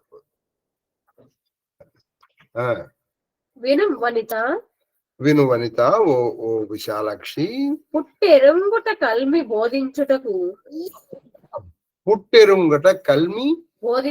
బోధించుటకు నాస్తికులమును జన్మంబు కలుగు తెరవు. పుట్టి కులమును అంటే పూర్వజన్మ తెలియుటను కలిగి ఉండటం. పూర్వజన్మ గురించి నీకు తెలియడం ఎటువంటిదంటే నాస్తికులమును నాస్తికులమును జన్మంబు కలుగు తెరవు. నాస్తికులము అంటే ఈశ్వరుడు జాతిని తెలియపరచుటకు మేల్కొల్పుటకు ఉపకరిస్తుంది. ఇప్పుడు ఈ పూర్వజన్మలు ఉన్నదని చెప్పడం వల్ల నిరీశ్వరవాదులకి చెప్పడానికి ఉపయోగపడుతుంది. నిరీశ్వరవాదులకు ఎలా ఉంటారా, గజుడు పూర్వజన్మ ఉంది, కొంతమంది నిరీశ్వరవాదులు నాస్తికులు, ఇది పూర్వజన్మ ఉంది అని చెప్పవచ్చు. కొన్ని చోట్ల అండి మీరు బాగా గమనిస్తే, అంటే నాన్నగారికి జరిగిన ఎగ్జాంపుల్ చెప్తాను. ఒకనొక సందర్భంలో మా నాన్నగారు ఒక ఊరు వెళ్ళారు. ఆ ఊరు ఏంటో నాకు గుర్తులేదు కానీ ఆ ఊరు వెళ్ళారు. ఎందుకంటే మా బాబాయ్కి అక్కడ జాబ్ వచ్చింది, ఆయన అక్కడ సరిగ్గా అడ్జస్ట్ కాలేకపోతున్నాడు. ఏదో ఒక 4 రోజులు ఉండి ఆయనకి ధైర్యం చెప్పొద్దామని వెళ్ళారు. ఆ వెళుతుంటే అక్కడ ఒక పెద్ద బావి కనిపించింది. ఇది ఆ బావి నుంచి దాటి ఈయన వెళ్ళలేకపోయారు. అక్కడ ఏదో స్మృతి అని, ఆయన చిన్నప్పుడు అక్కడ ఆడుకున్నట్టు, అక్కడ తిరుగుతున్నట్టు ఎంతో గుర్తు చేసుకున్నారు తను. ఆయన అసలు పుట్టి బుద్ధి జరిగిన తర్వాత ఆ ఊరు వెళ్ళటం అదే మొదటిసారి, ఇది ఆ జన్మలో. అక్కడికి వచ్చేటప్పటికి ఎప్పుడో ఎక్కడో వచ్చినట్టు అది బాగా తెలిసిన ప్రదేశం లాగా చాలా ఆలోచించారు. ఆ ఇంటికి వెళ్ళిన తర్వాత కూడా అలాగే ఆలోచించి అరే అక్కడ 4 రోజులు ఉందాం అనుకున్న ఆయన ఉండలేనులేరా, నాకు ఏంటో గుర్తు నాన్నగారు గుర్తుండేవాడు, ఏదో చిన్నప్పుడు అక్కడ ఆడుకున్నట్టు ఏమిటో. అలా మనకి ఎప్పుడైనా ఆ సందర్భం ఎదురుపడితే, ఆ వ్యక్తులు కావచ్చు, ఆ ప్రదేశాలు కావచ్చు, అవి ఎదురుపడితే ఒక్కసారి మనసులో ఏదో అలసడి ప్రారంభం అవుతుంది. ఎందుకంటే ఎక్కడో తగులుతుంది, అది గుర్తురాదు, అలసడి ఆందోళన ప్రారంభం. కాబట్టి చచ్చిపోయిన వారు వచ్చి అత్తను వంది మెలగుట ఒక్కొక్క చోట కలిగి ఉంది. ఒక్కొక్క చోట కలిగి ఉంది. అంటే చచ్చిపోయినటువంటి వాళ్ళు మళ్ళీ తిరిగి రావడం, బ్రతకడం కాదు. ఒక్కోసారి ఏం జరుగుతుంది తెలుసా, చనిపోయినటువంటి వాడు మళ్ళీ బతుకుతాడు. మనం కొన్నిసార్లు పేపర్లో చూస్తూ ఉంటాం, వాడు చనిపోయాడని అనుకుంటాం, తీసుకెళ్తూ ఉంటాం, వాడికి బాగా లేస్తాడు. అంటే అక్కడ ఏదో పొరపాటు, ఎవరిలో తీసుకురాబోయి వీడిని తీసుకొచ్చేసారు, వీడు డిక్లేర్ చేశాడు. అలా తీరా అక్కడికి వెళ్ళిన తీరా ఏంటో వీడిని తీసుకొచ్చావు, ఇప్పుడు ఒకే పేరు గల వ్యక్తులు తీసుకొచ్చారు అనుకోండి, వీడు కాదు రా అంటాడు, వాడిని తీసుకెళ్ళి వాడిని పంపించేస్తాడు. ఒక్కొక్కసారి ఏం జరుగుతుంది తెలుసా, వాడి అదృష్టానికి అప్పటికి శరీరం మనం దాన్ని పూడ్చివేయము, కాల్చివేయము, అప్పటికి బద్దు. ఇదంతా శరీరం అయిపోయింది అనుకోండి, అప్పుడు వచ్చాం అనుకోండి, ఏ లాభం లేదు, శరీరం పోతుంది. అందుకే దీన్ని ఆధారంగా చేసుకుని కొన్ని సినిమాలు వచ్చాయి, దీన్ని ఆధారంగా చేసుకుని కొన్ని సినిమాలు వచ్చాయి, యముడికి మొగుడు లాంటి సినిమాలు. వాడు ఎవడో అనుకుంటాడు, ఈ లోపల వీడి శరీరం పోతుంది, అప్పుడు ఆ శరీరాన్ని వీడిని ఇంకో శరీరంలో విడిచిపెట్టాలి. అదనమాట. అవి కూడా ఒక్కోసారి జరగచ్చు, జరిగిన సందర్భాలను మనం కొన్ని న్యూస్లో చూసుంటాం మనం. అది తర్వాత ఒక సందర్భంలో ఆవిడ ఎవరో తెలియదు కానీ మన మన మన శివపరివారంలో ఒకరికి చాలా దగ్గర బంధువు ఆవిడ. ఎటువంటి బంధువు అంటే ఆవిడ మెడకళ్ళకి ఏదో పాశం వేసినట్టు అనిపించింది. పాశం వేసి ఇల్లంతా చుట్టూ తిప్పారు, తీసుకెళ్తారు. అంటే మరి ఇంకా పూర్తిగా తీసుకెళ్ళలేదు, ఎల్లంతా తిప్పుతున్నారు, ఆవిడేమో తిప్పుకున్నారు. మొత్తానికి వదిలేశారు. ఆవిడ ఇంకా ఇప్పటికి ఉందని చెప్తూ ఉంటారు. ఆవిడ ఇంకా పోలేదండి. ఇది చెప్పి నాకు దాదాపు ఒక 15 సంవత్సరాల క్రితం ఎప్పుడో చెప్పారు. ఆ మెళ్ళ పాశం ఆ జీవుడు తిరిగినట్టు ఉంటుంది. అది తర్వాత అట్టి తెరగు వెంగళులైన యముని దూతలు, అట్టి తెరగు వెంగళులైన యముని దూతలు ఒరులజని కొనిపోయిన, అది ఒరులజని కొనిపోయిన కరుణతోడ మహాత్ముడు మగిడి పొమ్మన్న అరుగుదెంచుడు. ఇది ఎందుకనేది నువ్వు ఒక విషయం తెలుసుకో. యమదూతంలో కొంతమంది వెంగళులు ఉన్నారు. వెంగళ అంటే వెరి వెంగళప్పలు. వాళ్ళు ఏం చేస్తారు, వాడిని పంపిస్తారు. ఒరే ఫలానా చోట ఫలానా పేరు గల వాడిని తీసుకురారా అంటారు. ఇప్పుడు అదే పేరు గల ఏరియాలు కూడా ఉన్నాయి కదా. ఇప్పుడు కొత్తపేట ఉంది, కొత్తపేట ఇక్కడ ఒకటే చోట ఉందండి, ఇంకో చోట లేదు. ఆ కొత్తపేట ఫలానా పేరు గల వ్యక్తిని తీసుకురారా అంటాడు. అక్కడ కూడా కొత్తపేట ఉండదు, అదే పేరు గల వ్యక్తి ఉంటాడు. రారా అంటాడు. వీడు తీరు చోట ఆయన కరుణాత్ముడు. ఏమిటి వీడిని తీసుకొచ్చి ఆయనకన్నీ తెలుసు పాప, ఆయన సర్వజ్ఞుడు ఏమదన్నమాట.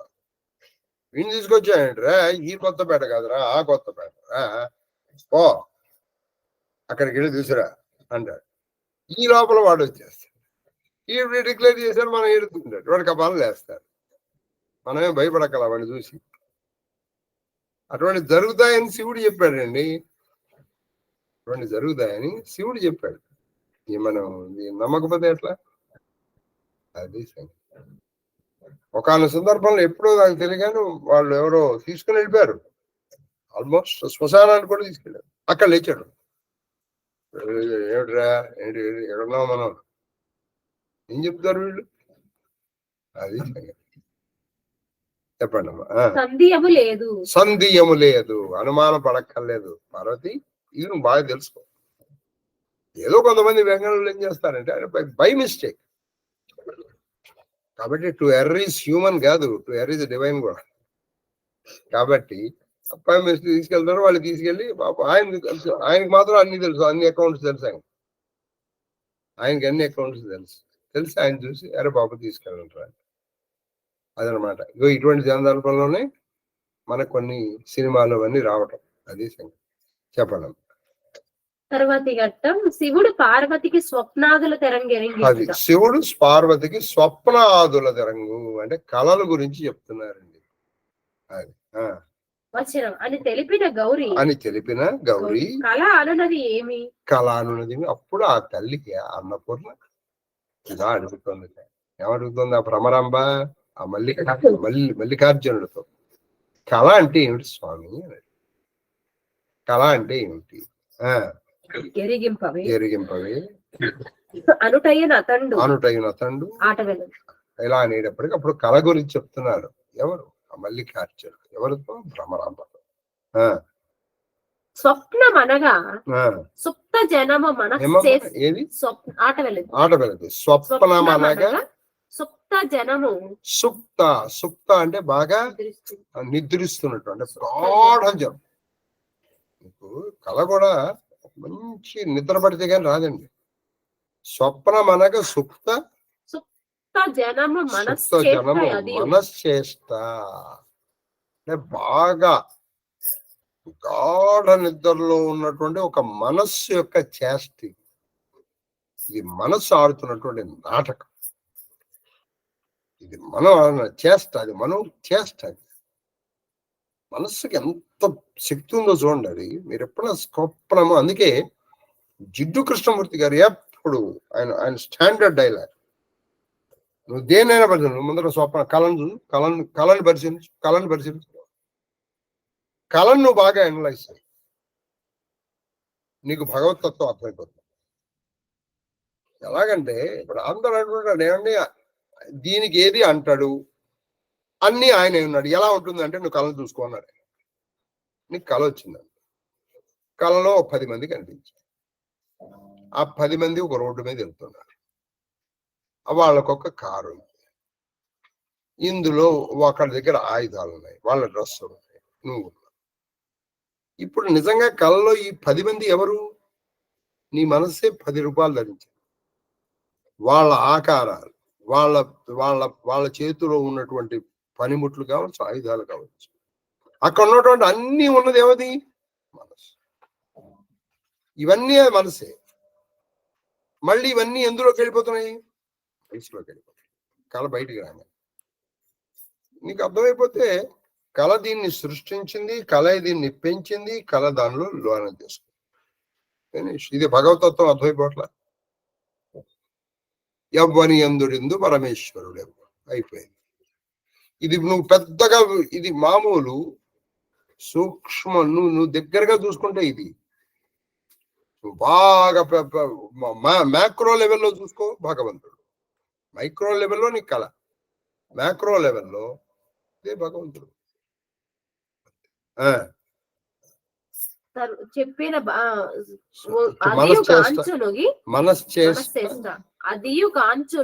అదియుకాంచునొగి అనాగతములగాన కలల సూచకములగు భావి శుభోదయములకు అనుచు చెప్పే. కాబట్టి ఇవి ఏమిటంటే అదియు కాంచు నొగి అంటే అది దర్శిస్తుంది. కాబట్టి ఒగి అనాగతములు అంటే ఇప్పటి వరకు రానివి, గతము అంటే పెద్ద అనాగతములు రానివి కూడా చూస్తుంది. కాబట్టి భావి శుభాశుభావంలో అది తెలియజేస్తుంది. అందుకే దీనికి స్వప్న శాస్త్రం ఉందండి.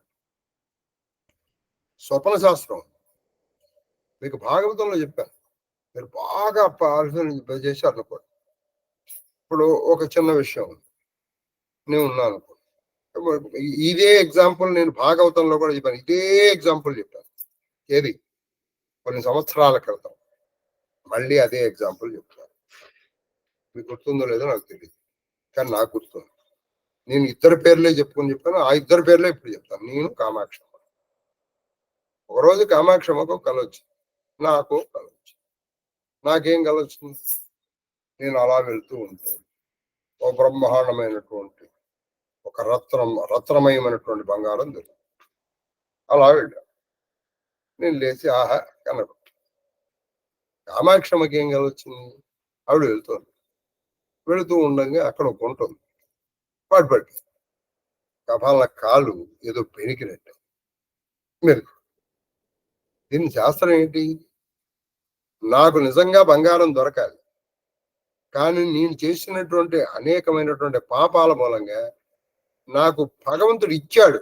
ఎక్కడిచ్చాడు? కల్లో ఇచ్చాడు, తీసేసుకున్నాడు.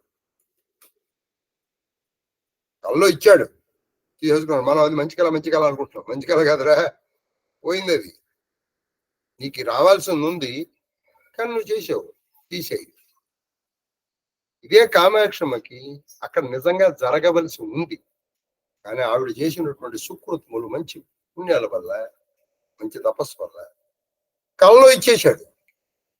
కాబట్టి బయటికి జరగదు. కాబట్టి కళలో నువ్వు అనుభవించావు, ఇక్కడ బాధపడ్డావు, అనుకున్నాను. లేచి చూసేటప్పుడు నీకు ఒక్కొక్కసారి మనకి భయం వేస్తుంది. వాడు ఎవరో కళలో ఇంత ఇల్లండి అని. కాబట్టి నీ అనుభవం కూడా ఇచ్చేస్తాడు భగవంతుడు. కాబట్టి ఇవి భావి శుభాశుభములను కూడా తెలియజేస్తాయి. నీకు రాబోయే శుభాలని తెలియజేస్తాయి, అశుభాలను కూడా తెలియజేస్తాయి. తర్వాత చెప్పిన విని భవాని భవనితో సీసపత్ని అది అప్పుడు ఇలా చెప్పేటప్పటికి ఆ దుర్గాదేవి ఆ మల్లేశ్వరుడితో ఇలా ఏమంటుందంటే దైవంబో ఏదమ్మా కర్ణపద్యం సీసపద్యం దైవంబో కర్మవర్తనము జనంబునుత్సాహంబో దైవంబో కర్మవర్తనమున జనంబునుత్సాహంబో అనిన అతండు దైవమోపి అతండు దైవమోపి కర్మంబు సేయుట లేదు దైవ సంకలన ఫలంబిచ్చు గాని వినుము దేవి పూర్వకృతము దైవనామకమున బరగు. ఇప్పుడు ఆవిడ ఒక మాట అడిగింది. ఏమంటే అడిగింది? కర్మవర్తనము దైవంబో కర్మవర్తనము అంటే మనం ఏదైనా ఒక పని చేస్తాం. ఈ పని శివ సంకల్పమా లేదా అతని కర్మవర్తనమున ఉత్సాహం. కర్మవర్తనం ఉత్సాహం అంటే మానవుడు పనులు చెయ్యటమునందు కలిగిన ఉత్సాహం. అంటే దైవ ప్రేరణతో చేస్తున్నాడా, ఇతను సహజంగానే ఉత్సాహంతో ఏదైనా పని చేయగలుగుతున్నాడా అని అడిగాడు. అడిగితే ఈవిడ అప్పుడు ఆ కామేశ్వరుడు ఏం చెప్తున్నాడంటే దైవమోపి అంటే దైవము పూనుకుని కర్మము చేయుట లేదు. కర్మం నువ్వు కూడా ఒక మాట చెప్తున్నాను విను. ఓ ఆనంద భైరవి అంటే ఆనంద భైరవుడు చెప్తున్నాడు, ఓ భైరవి నేను దైవమోపి కర్మము చేయుట లేదు. దైవం ప్రయత్నం వరకు ఏమైనా పని చేస్తుందా? చేయట్లేదు. దైవం ఏమి చేయట్లేదు. దైవ సంకలన ఫలం బిచ్చు. దైవం ఏం చేస్తుంది? సంకలన ఫలం బిచ్చు. సంకలనము అంటే నువ్వు చేసేటువంటి పనులకి ఫలం ఇస్తుంది దైవం. అంతేకాదు దైవం నిన్నేమి పని చేయనివ్వదు, నువ్వు చేసే పనులకి ఫలం ఇస్తుంది అంతే. వినుము దేవి పూర్వకృతము దైవనామకమున. అది పూర్వకృతము దైవనామమున అంటే నువ్వు గత జన్మంలో చేసినటువంటి పుణ్యము లేదా పాపము దైవం అని పేరు. ఏమిటోనండి భగవంతుడు తెలుసా అంటే భగవంతుడి పేరు అని ఎందుకు తీసుకుంటున్నావు అంటే నువ్వు చేసిన పాపము పుణ్యము దాని ఫలితాన్ని నువ్వు ఇప్పుడు అనుభవిస్తున్నావు. ఆయన నీకు ఫలితాన్ని ఇస్తాడు. ఆయన నీకు నీ కర్మల్ని ఆయన చేయవాడు. కాబట్టి నీ బుద్ధిని ఉపయోగించి నువ్వు చేసిన పనికి నువ్వే బాధ్యుడవి. ఆయన దాన్ని జస్ట్ డిస్ట్రిబ్యూట్ చేస్తాడు. నువ్వు ఈ పని చేసావు కాబట్టి ఈ ఫలితం నువ్వు తీసుకో అంతే. తర్వాత అప్పటి చేత పౌరుషంబు కృషి వోలెను. అప్పటి చేత అంటే నువ్వు గత జన్మల్లో చేసినటువంటి చేత పౌరుషము అంటే పురుష ప్రయత్నం. కర్మ పౌరుషం అంటే పురుష ప్రయత్నం. పౌరుషం అంటే ఇక్కడ కోపాన్ని కాదు. పౌరుషము కృషి ఓలే. కృషి అంటే ఒక మనిషి చేసిన పని, ఒక వ్యవసాయం లాంటిది. ఆ వ్యవసాయం నువ్వు ఒకసారి నాటావు, ఒక మొక్కొచ్చి తీరుతున్నది. అది పౌరుషగతి వర్ష సద్వాయువునట్ల దైవ ప్రకారం ఎరుగు. అంటే పౌరుషగతి అంటే పురుష ప్రయత్నము ఎటువంటిది? వర్ష సద్వాయు. వర్షము సద్వాయు మంచి గాలి, అలాగే సద్వాయువునట్లు లాగానే దైవ ప్రకారము తెలుసుకుంటాయి. అంటే దైవం ఎటువంటిది? వర్షము సద్వాయు, పురుష ప్రయత్నము వ్యవసాయం. నువ్వు పురుష ఫలితం. ఇప్పుడు నువ్వు వ్యవసాయం ఫలించాలంటే నీకు ఏమేమి ఉండాలండి? నువ్వు కన్నా మంచి వర్షం ఉండాలి, గాలి ఉండాలి. కాబట్టి దైవ ప్రకారం అనేటువంటిది అది. నువ్వు నాటడం అనేటువంటిది పురుష ప్రయత్నం. కాబట్టి ఈ వర్షము వాయువు అది ఇతని చేతుల్లో లేదు, నాటడం మాత్రం నీ చేతుల్లోనే. ఖనన మదనముల నెట్లు ఖనన మదనముల మదనము. నెట్లు ఖననము అంటే పాతడం, మదనము దాన్ని కట్టెంచు, కట్టెని చిలుక. ఖననము మదనం, మదనం, ఖననము మదనం ఎట్లు జలము చిచ్చు పుట్టునమ్మెయి. జలము చిచ్చు పుట్టునమ్మది అంటే నువ్వు ఖననము జలము మదనములు జలం చిచ్చు పుట్టు అంటే నువ్వు బాగా మధించావు అనుకోండి. చిచ్చు చిచ్చు అగ్ని పుడుతుందా లేదా? అమ్మెయిన్ అమ్మాయి ఆ విధంగానే నరు చేష్ట దైవయోగమన నైరు చేష్ట దైవయోగమున సిద్ధించు అంటే నరుడు చేసేటువంటి పని ఈ దైవయోగం కూడా కలిసేటప్పటికి అది సిద్ధిస్తుంది. అంటే ఇక్కడ పురుష ప్రయత్నము దైవము కలిస్తే నీకు సిద్ధి. పురుష ప్రయత్నం ఏమిటి? నువ్వు బీజములు నాటడం. దైవ ప్రకారము వర్షము సద్వాయువు వచ్చింది, నీకు అది ఫలితం వస్తుంది. అప్పుడు ఒక్కొక్కసారి నువ్వు నాటావు, వర్షము వాయువు లేదు అంటే ఇక్కడ దైవము నీకు సహాయకరపడలేదు, నీకు ఫలించదు. ఇక్కడ దైవము ఫలించడానికి ఇంతకు ఫలించడానికి కారణం ఎవరు? మళ్ళీ నీ పూర్వజన్మ. ఇద్దరు రైతులు ఉన్నారండి, వీడి నాటినవి చక్కగా వస్తున్నాయి, వాడి నాటినవి పోతున్నాయి. లేదా వీడి నాటిన పంటకు మంచి గిరాకు రావచ్చు, వాడి నాటికి రాకపోవచ్చు. కారణం మళ్ళీ పూర్వజన్మ. ఉద్యోగరహితుడెత్తెరంగున దైవ సమృద్ధి పడు అంటే అసలు ప్రయత్నమే చేయనటువంటి వాడు దైవ సమృద్ధిని ఎలా పొందుతాడండి? సుందరాకాండలో కూడా ఇదే మాట తల్లి రాముడు ఎలా ఉన్నాడు?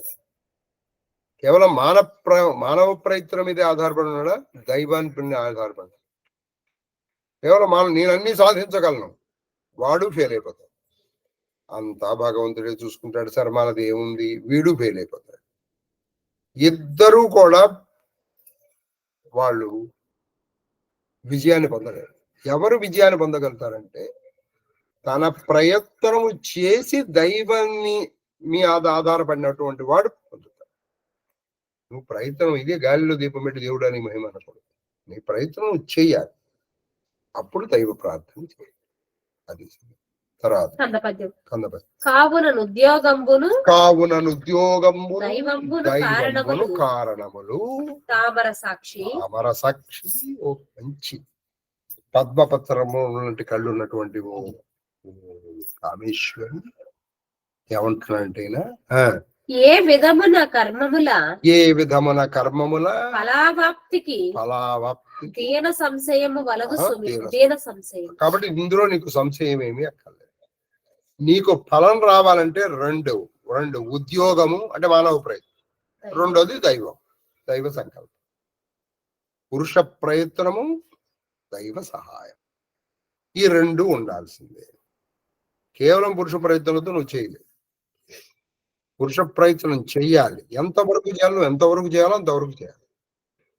తర్వాత నువ్వు భగవంతుడి మీద వదిలిపెట్టేసి, నువ్వు మొత్తం భగవంతుడి మీద వదిలిపెట్టేసి అంతా నీ మహిమ అంటే దానికి పని పడలేదా? తర్వాత అనే నంబిక గర్భంబు నాత్ముడు ఎట్లు చొచ్చు. అది ఇప్పుడు ఎవడు గొప్ప గర్భంబు నాత్ముడు ఎట్లు చొచ్చు. ఏమయ్యా నువ్వు అసలు ఈ ఆత్మ ఉంది కదా, గర్భం ధరించినటువంటి ఒక స్త్రీలో ఈ ఆత్మ ఎప్పుడు ప్రవేశిస్తుంది, ఎలా ప్రవేశిస్తుంది, ఎట్లు చొచ్చు. అందరూ వెళ్ళినప్పుడు అవి కేవలం బీజప్రాయంగా ఉంది. ఆ బీజము ఆత్ముడు ఎట్లు చొచ్చు. అనవుడు అభవుడు సురత బీజ రక్త దైవములు సూవే.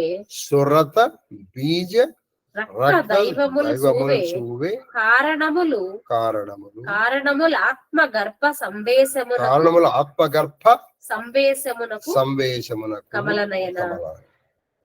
ఎప్పుడు వస్తుందంటే సురత అంటే మంచి రతి, అప్పుడు రక్తములోంచి, తర్వాత బీజములోంచి దైవములు సువే అప్పుడు ప్రవేశిస్తారు.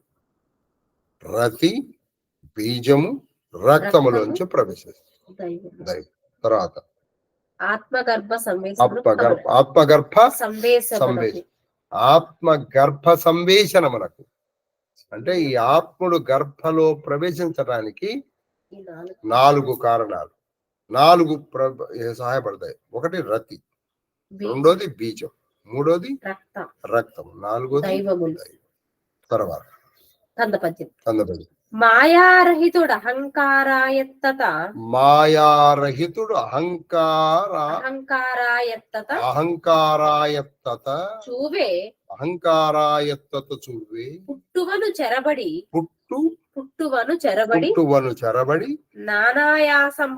నానాయాసంబుల పడు అజ్ఞాయుతుడై ఆత్ముడు ఇంత చర్చింపుమది. ఎవరయ్యా అంటే అజ్ఞుడు, అజ్ఞానంతో ఉన్నటువంటి వాడే అనేకమైనటువంటి ఆయాసాలు, కష్ట నష్టాలకు పడిపోతాడు. ఎవరయ్యా వాడంటే మాయారహితుడు అంటే మాయ లేనటువంటి వాడు. అహంకారాయత్తత చూవే మాయ లేనటువంటి వాడు. అహంకారాయత్తత అంటే అహంకారముతో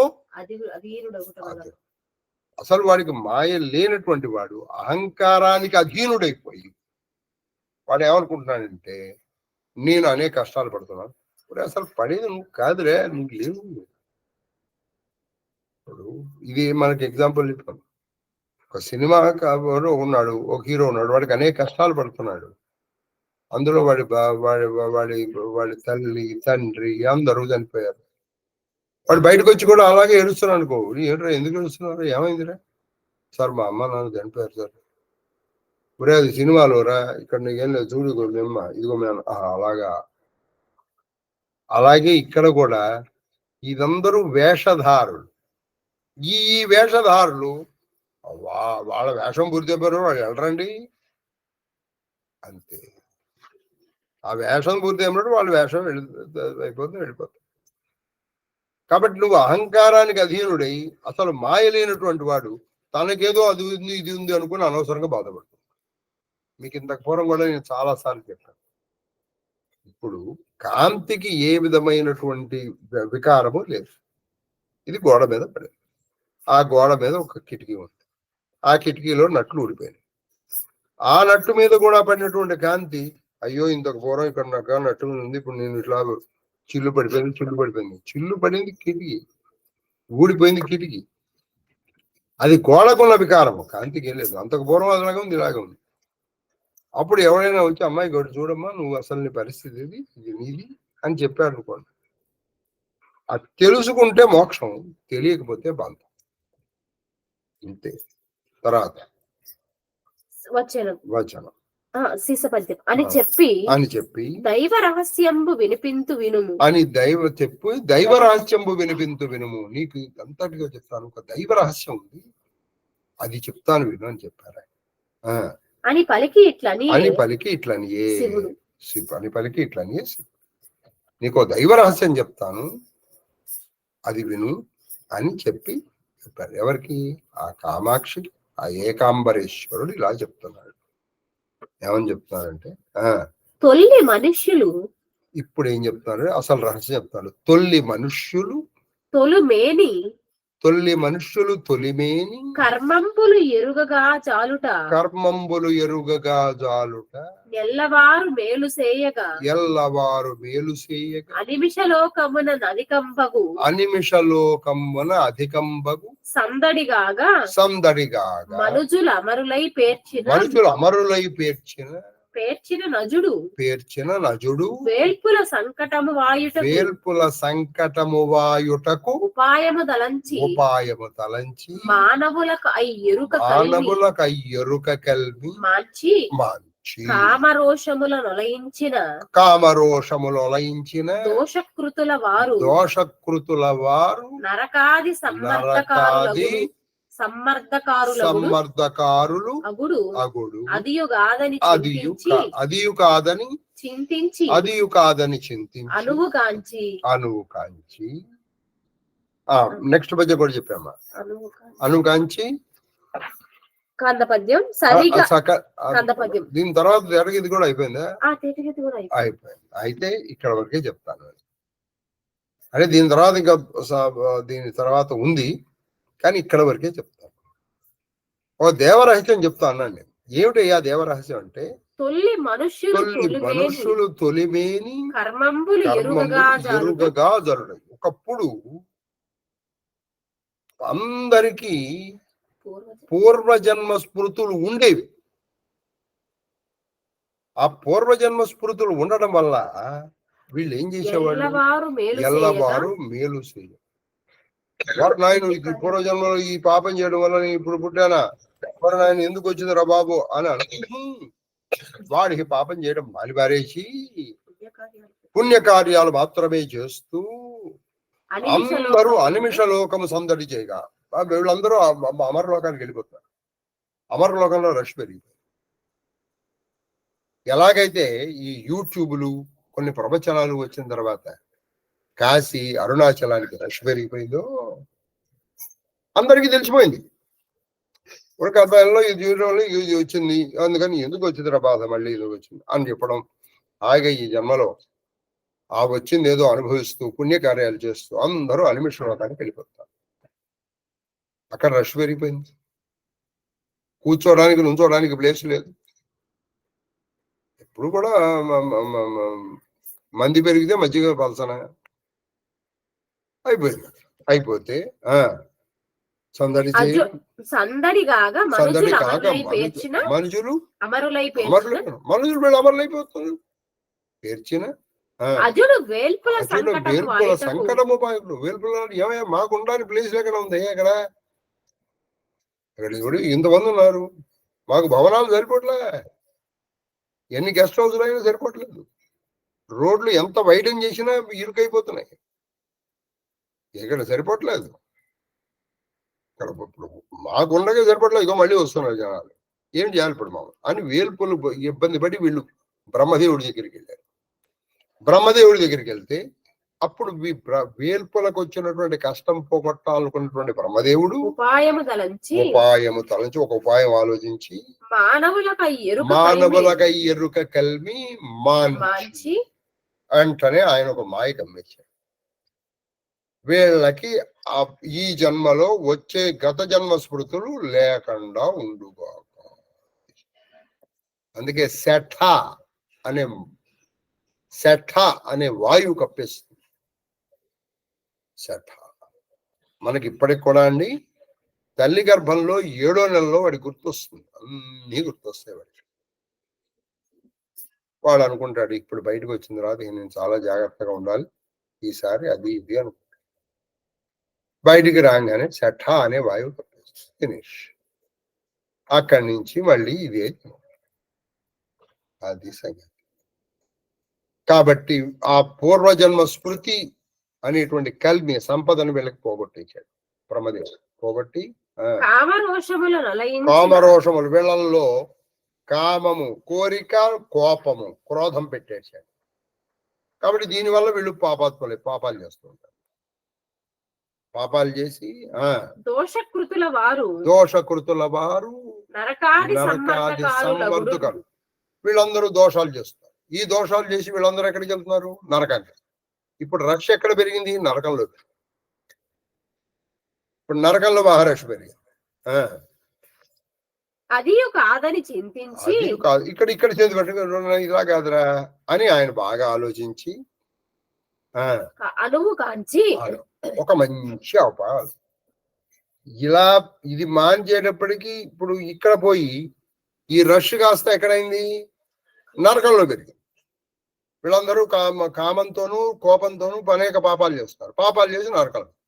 యమధర్మం నుంచి ఏమయ్యా ఎంతమందికి నేను శిక్షణ అయినాయా, ఏమిటిది, నువ్వు అక్కడ రద్దీ తగ్గించడం కోసం ఇక్కడ రద్దీ పెంచుతావా ఏమిటండి బ్రహ్మదేవా అన్నా. సరే అప్పుడు బ్రహ్మదేవుడు ఇంకొక ఆలోచన చేసి, ఏమిటై ఆలోచన, కందపద్యం. సరిగా నా రెండెడలకు నరుల సనుట కోరి అలా కాదురా నాయన, కొంతమంది ఇటు వెళ్ళాలి, కొంతమంది ఇటు వెళ్ళాలి. అలా సరిగ్గా కొంతమంది ఇటు కొంతమంది అటు వెళ్ళిపోతే ఇబ్బంది ఉండదు. అని అనుకుని మనమునన్ కానమియున్ మనమున కానమియున్ కానమి ఎలా వెళ్ళాలనుకున్నారు, కానీ ఎలా పంపించాలో ఈయనకి మనసులో అర్థం కాదు. ఇలా పంపించాలని తెలుసు, కానీ ఎలా, హౌ అర్థం కాల. అర్థం కాక బ్రహ్మదేవుడికి పరలోక విధము శాస్త్రము వెరవనగనుటయు, అది పరలోక విధము శాస్త్రము విధము వెరవన కనుటయు వనర్చ విధి వారలకు. వాళ్ళు ఏం చేశారు అప్పుడు? పరలోక విధము అంటే పరలోకంలో ఉండేటువంటి విధానాన్ని శాస్త్రము వెరవనగనుటయు అంటే శాస్త్రము యొక్క ఆధారంతో కనుగొని చేశారు. ఇప్పుడు వీళ్ళకి ప్రతివాడు శాస్త్రం చదువుకుని నేను ఇలా ఉంటే స్వర్గానికి వెళ్తాను, ఇలా ఉంటే నరకానికి వెళ్తాను అని నువ్వు నిర్ణయించుకుని నువ్వు చేసుకో. అంటే ఇందులో బ్రహ్మదేవుడికి సంబంధం లేదు. కేవలం కామరోషాలు పెట్టేటప్పటికి అందరూ నరకానికి పోతారు. అలా అని చెప్పేసి కామరోషాలు లేకుండా ప్రతివాడికి గత జన్మ అందరూ విడిపోతున్నారు. అసలు నేను కల్పించుకోనరా, ఇదిగో ఇది శాస్త్రం, ఇలా ఉంటే నువ్వు ఇవన్నీ చేసుకుని. అందుకని భీష్ముడు చెప్పాడు, ఈ జన్మలో నువ్వు ఇది అనుభవిస్తున్నావు అంటే గత జన్మలో నువ్వు అది ఆ పాపం చేసినట్టు. నువ్వు మళ్ళీ ఇది జన్మలో కూడా నువ్వు చేస్తావు అంటే మళ్ళీ వచ్చే జన్మలో అనుభవించు. ఓ ఇలాంటి అయితే నేను చేయకూడదు అని శాస్త్రం పెట్టాడు. శాస్త్రాన్ని ప్రకారం నీ ఇష్టం, నువ్వు ఎడిపోతావు అడిపో. ఆయన కల్పించుకోలే. మంచి తెలియగలవాడు బ్రహ్మదేవుడు. పార్వతి అని నా పార్వతి పునర్జన్మంబు కలదు లేదను సంశయంబుతోన పొట్టు పొరలగుదురు నరులు. అది పొట్టు పొరలగుదురు. పొట్టు పొరలు అంటే నలిగిపోతారు అని. పొట్టయిపోతారు. అసలు పునర్జన్మం ఉందే లేదా, లేదని కొంతమంది, ఉందని కొంతమంది. ఈ సందేహంతో జనాలు నలిగిపోతున్నారు స్వామి అంది ఆ అఖిలాండేశ్వరి ఆ జంబుకేశ్వరుడితో. ఈ స్వామి పునర్జన్మ ఉందని కొంతమంది, లేదని కొంతమంది. ఈ సందేహంతో జనాలు చాలా నలిగిపోతున్నారు. దాని తెరంగు నిశ్చయింపవే అనుటయు అంధకారాతి అంటే అంధకాసురుడి యొక్క శత్రువైనట్టు ఆ పరమేశ్వరుడు, ఆ జంబుకేశ్వరుడు, ఆ అఖిలాండేశ్వరుడితో ఇలా అంటున్నారు. ఏమన్నారంటే కలదో లేదో అనియడు తలపోతయ గాని నిశ్చితము కాదు సురా. ఇది ఉందా లేదా అనేటువంటి, కలదో లేదో అనేటువంటి తలపోతయ్యే గాని అంటే ఒక ఊహే గాని నిశ్చితము కాదు. ఇది నిశ్చయముగా లేదు. ఎవరికి? సురాదులకు అంటే దేవతలకు కూడా. పునర్జన్మంబుల కలిమియు లేమియును నరులు గానమి తప్పే. దేవతలకు కూడా అర్థం కావట్లేదు అసలు పునర్జన్మ ఉందో లేదు. అలాంటప్పుడు నరులకు ఉండడంలో పెద్ద ఆశ్చర్యం ఉంది. ఒక్కొక్కసారి కొంతమంది దేవతలు కూడా ఈ సందేహంలో పడి కొట్టుకుంటున్నారు, ఏడి పునర్జన్మ ఉందా లేదా. మరి అలాంటప్పుడు నరులకి ఇంకో దాని గురించి తెలియనటువంటి నరులకి ఈ సందేహం ఉండడంలో పెద్ద ఆశ్చర్యం ఉంది. అఖిలాండేశ్వరి అన్నారు. తర్వాత 162 అయినాయి. ఇవాళకి 27 చెప్పగలిగామండి. సరే, కొంతలో కొంత నయం. మరి 18 చెప్పగల. రేపు ఏమాత్రం అవకాశం ఉందో 36 చెప్పడానికి ప్రయత్నం. రేపు 36 చెప్తే 190.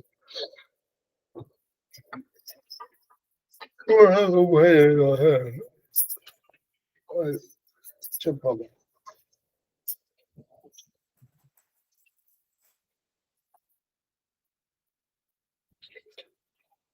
యాక్చువల్గా 171 చదువుదాం అనుకున్నాను.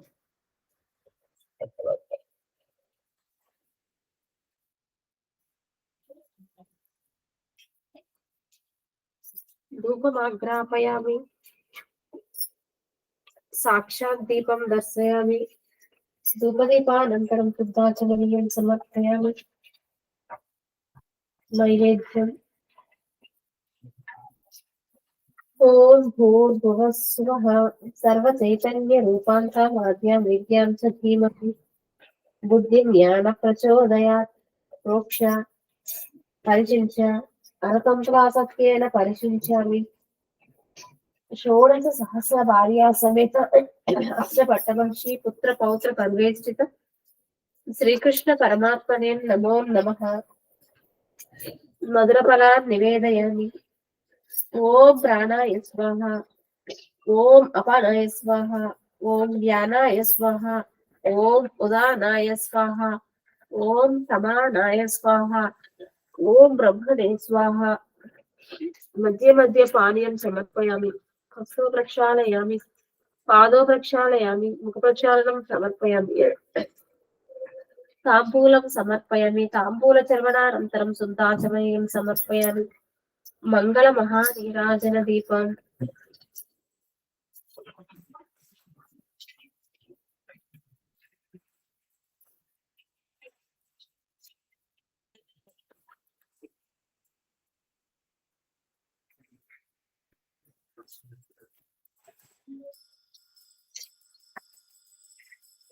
లక్ష్మీ కళత్రం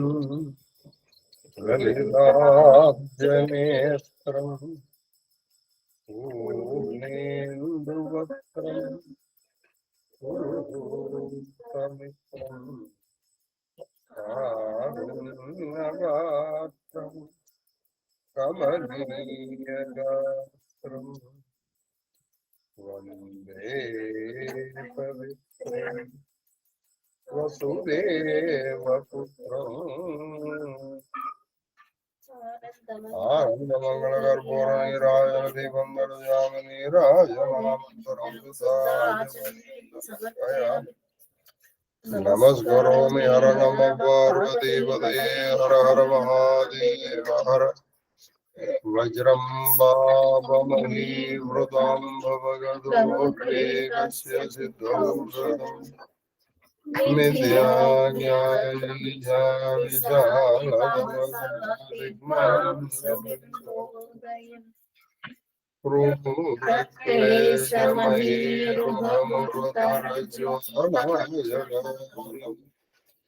శిఖే ద్వారం నివృత్తే సద్మనో విజయతే కృష్ణేతి వర్ణద్వయం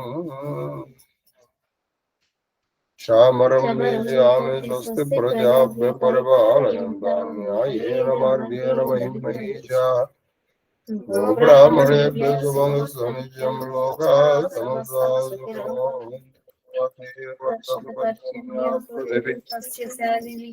దేశోऽयं లోపరహితో బ్రాహ్మణాः సంతు నిర్భయాः పుత్రాः పుత్రः సంతు అథమా సంతు జీవేమ శరదాం శతం మాం సహ కుటుంబం రక్షन्तు సర్వస్య పరివారస్య ధర్మబద్ధమనోరథఫలసిద్ధిరస్తు కరోనా నివారణ సర్వం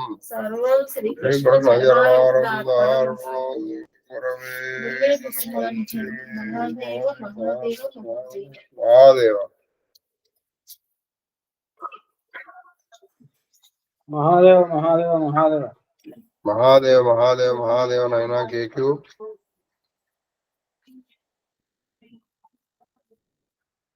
మహాదేవ్ గురు గారు మహాదేవ్ మహాదేవ్ మహాదేవ్ మూర్తి గారు మహాదేవ్ మహాదేవ్ మహాదేవ్ మహాదేవ్ గురు గారు మహాదేవ్ మహాదేవ్ మహాదేవ్ మా కామాక్షమ్మ గారు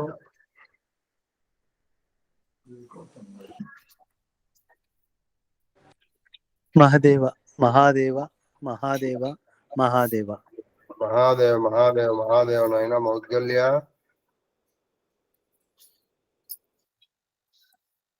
మహాదేవ గురువు గారు మహాదేవ్ మహాదేవ్ మహాదేవ్ మా మహాలక్ష్మి గారు మహాదేవ మహాదేవ మహాదేవ గురువు గారు అదే మహాదేవ గురుగారు మీ పాద పద్మములకు నా శిరస్సు వంచేతకోట నమస్కారాలు. అమ్మగారి పాద పద్మములకు నా శిరస్సు వంచేతకోట నమస్కారాలు. మహాదేవ మహాదేవ మహాదేవ మహాదేవ మహాదేవ మహాదేవ కన్నప్ప. మహాదేవ గురుగారు. మహాదేవ గురుగారు. మహాదేవ మహాదేవ మహాదేవ మహాదేవ మహాదేవ మహాదేవ హిమక్క. మహాదేవ గురుగారు. మా కామాక్షమ్మ గారు